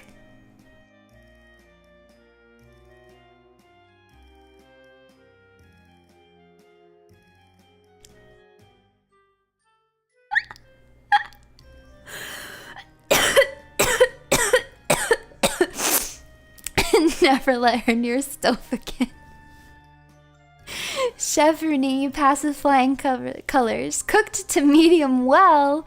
It looks delicious. Who let her cook? Cooked with the power of the sun. You cooked something. I think homegirl be great. I choked on my own. On my own list. You put Staku in wish list, you made gourmet. Thank you. The food is a little poisoned, you might say. Oh. A little poisoned, you might say.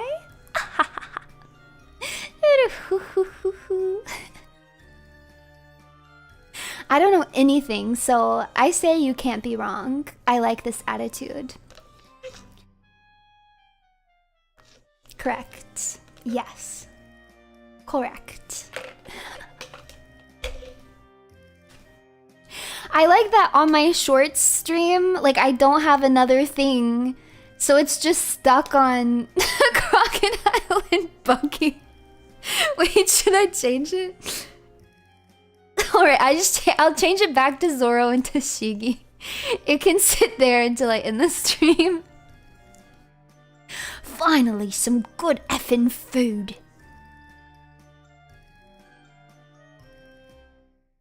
You piqued my interest about the guy from the last ship being a girl before.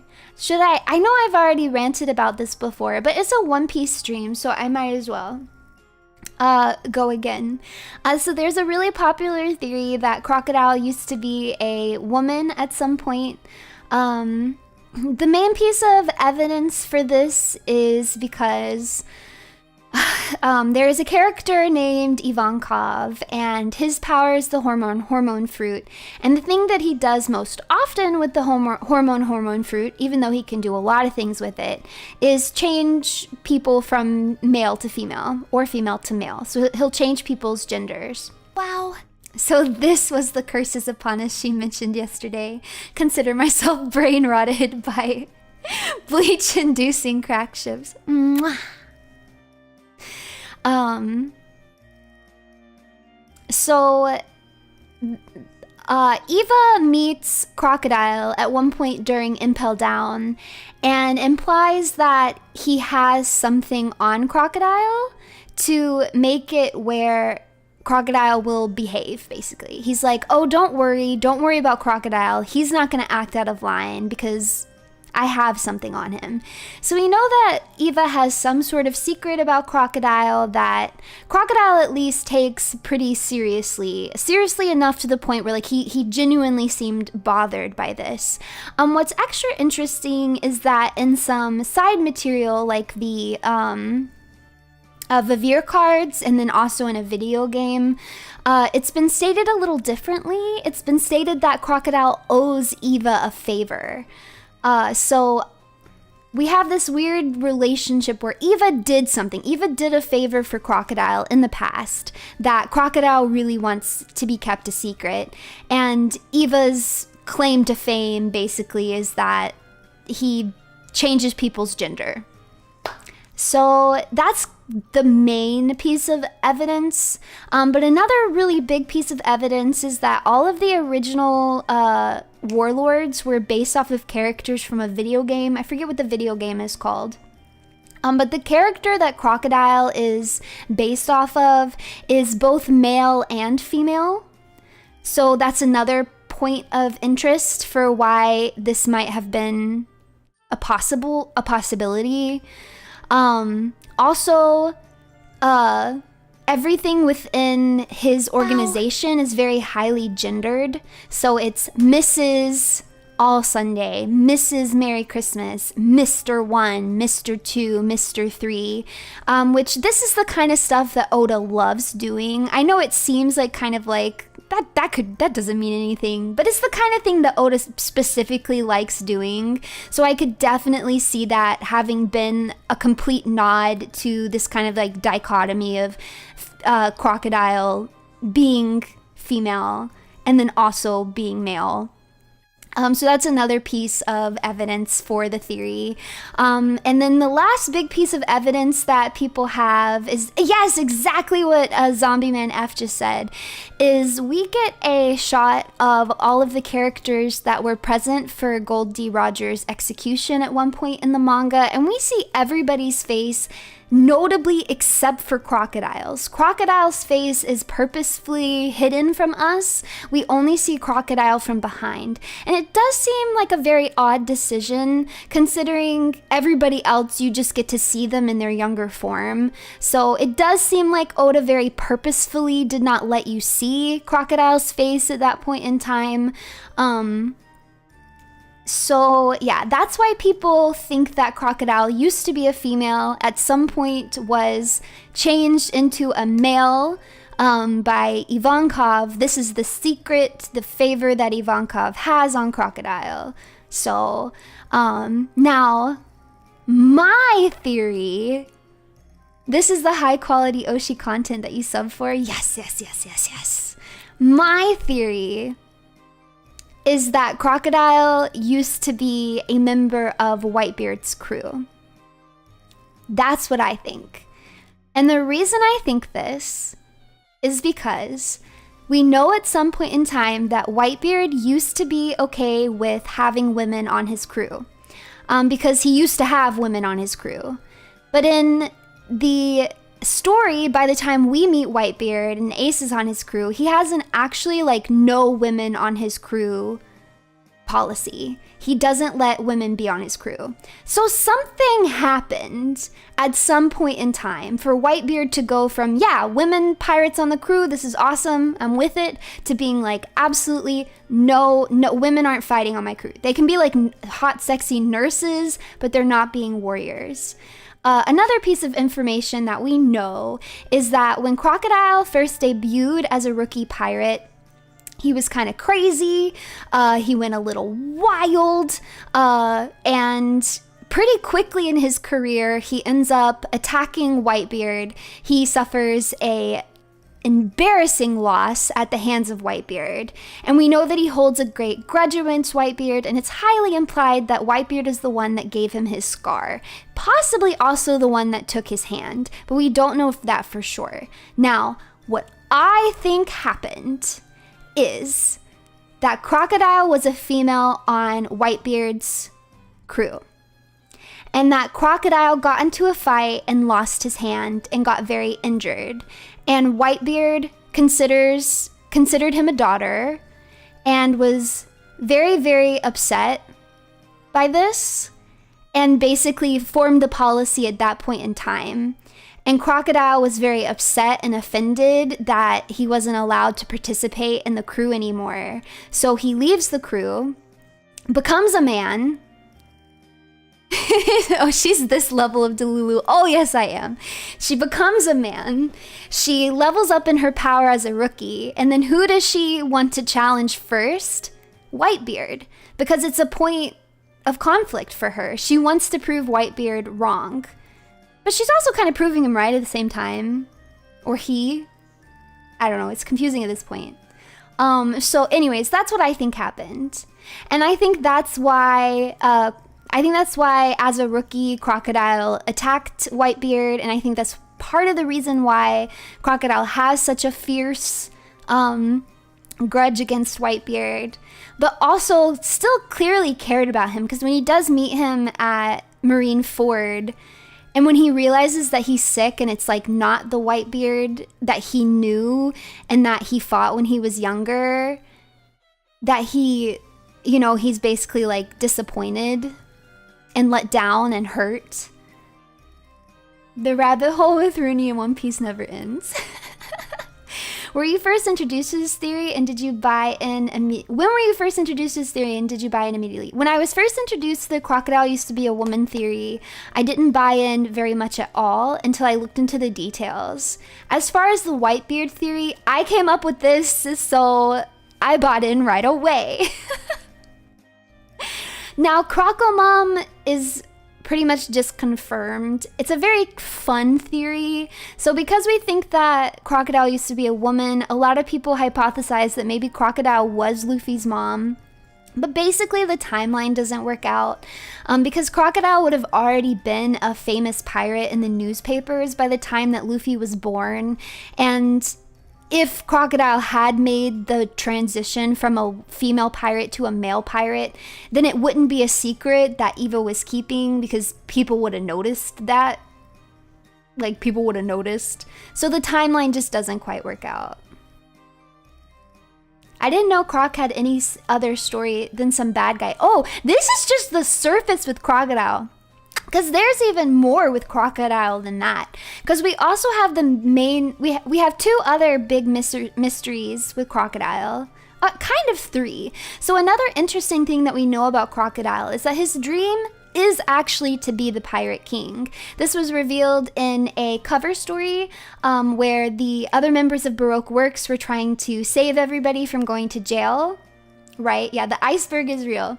And in that, Miss Golden Week uses her paint magic to reveal what everybody's dreams are. And when Crocodile's dream is revealed, his true current dream is revealed to be the Pirate King. So we know that deep down, even if he's not going for it, what Crocodile really dreams for is to be the Pirate King still.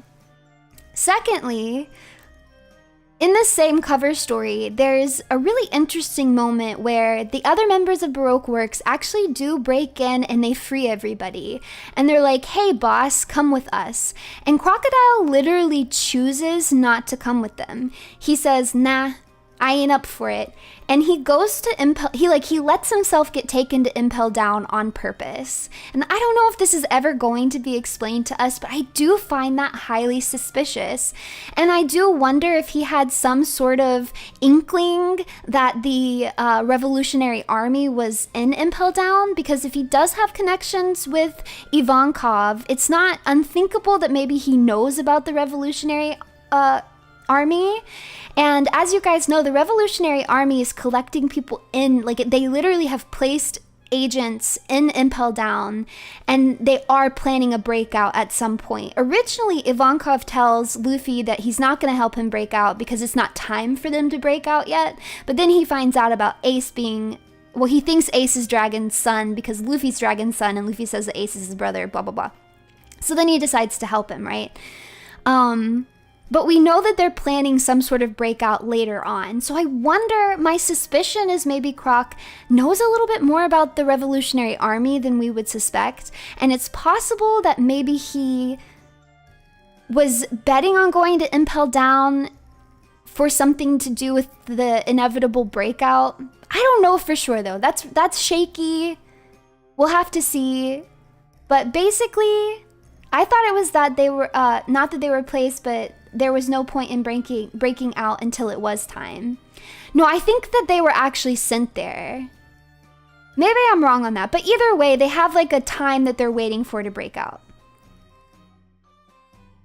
So the revolution, and that's still a mystery that we're waiting for. Like, we're still waiting for them to break, because there's going to be a second Impel Down breakout. Which means Dofi's probably going to get out, and that is my assumption, but we'll see. Anyways, we're getting off track here. We're talking about Crocodile. So anyways, very interesting that Crocodile chooses to go to Impel Down on purpose.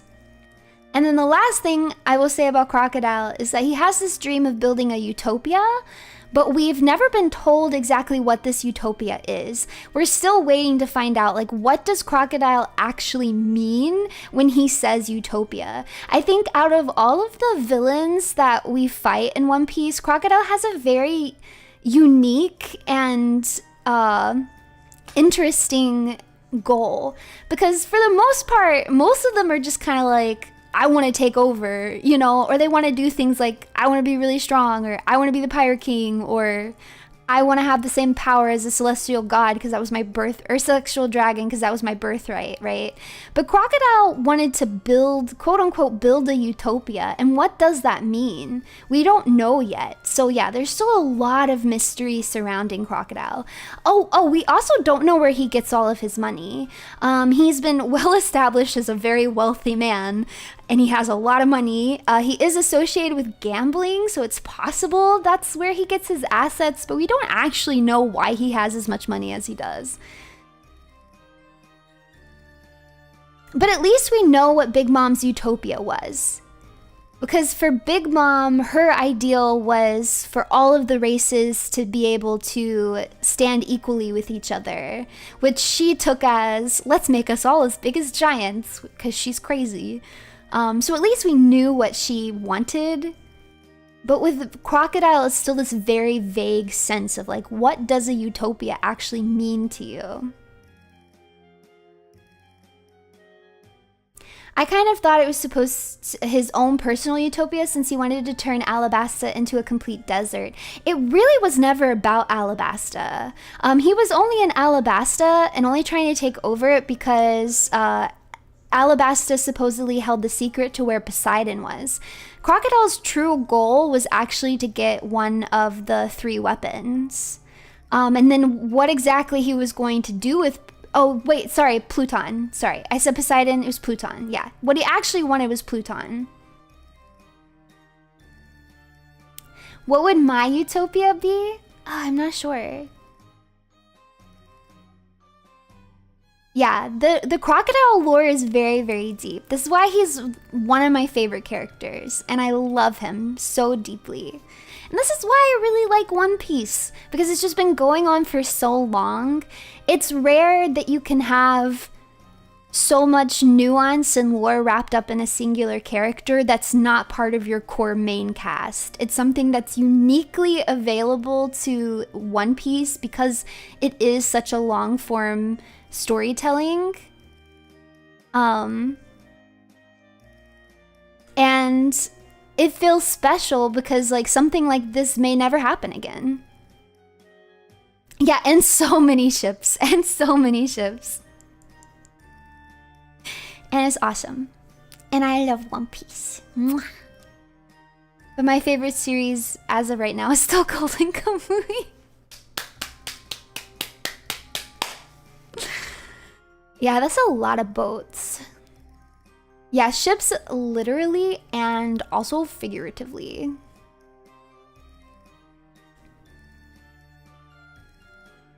But yeah, I do think One Piece will end. I think it's ending now. I can truly see the end.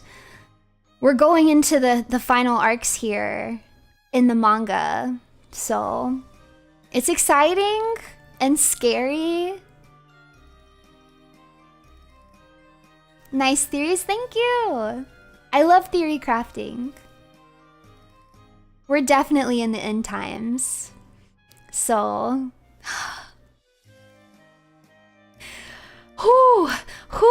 it makes me so nervous, but we'll see. I think at this point, if it drags out for longer than we expect, it's just going to be because of the breaks that we're getting and the shorter manga chapters. Just wait for One Piece Shippuden. Don't speak it. Don't speak. I don't like what you're saying. And I will start complaining.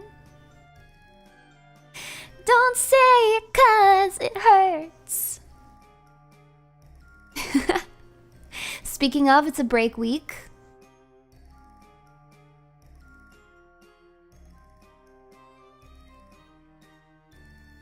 Anyways, I think it's about time to wrap up this stream. Thank you guys so much for hanging out with me.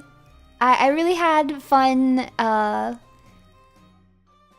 know it's kind of a joke. I do truly try not to yap about anime and manga too much. I do try to give you guys a variety of experiences here at the Runie Roos channel, but you guys know the truth. I'm an anime manga streamer at heart. So I'm really glad that I got to yap about One Piece with you guys today. And if you have suggestions for other series that we can do a shipping ranking on, let me know. I will not be streaming for sure again until Sunday. I will definitely stream on Sunday for Rise and Ruse Runetics. We will be trying the lovely Saya's coffee. Thanks for the One Piece relationship stream. It was fun. Thank you. Thank you guys for making it possible. You guys show me a lot of support and are super kind. And when I say it makes this stuff possible, like, I genuinely mean it. I have the luxury of being able to do content like this because you guys support all the content that I do, so I don't have to worry too much.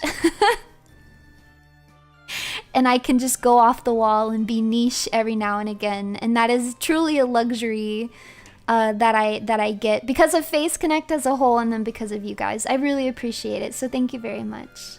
Mwah. I don't like One Piece, but 3 hours of your yapping is what I pay my internet for. Thank you. I learned a lot, maybe more than I should have. Knowledge is power. Embrace the power. So yeah, that'll be on Sunday at 10 a.m. Eastern.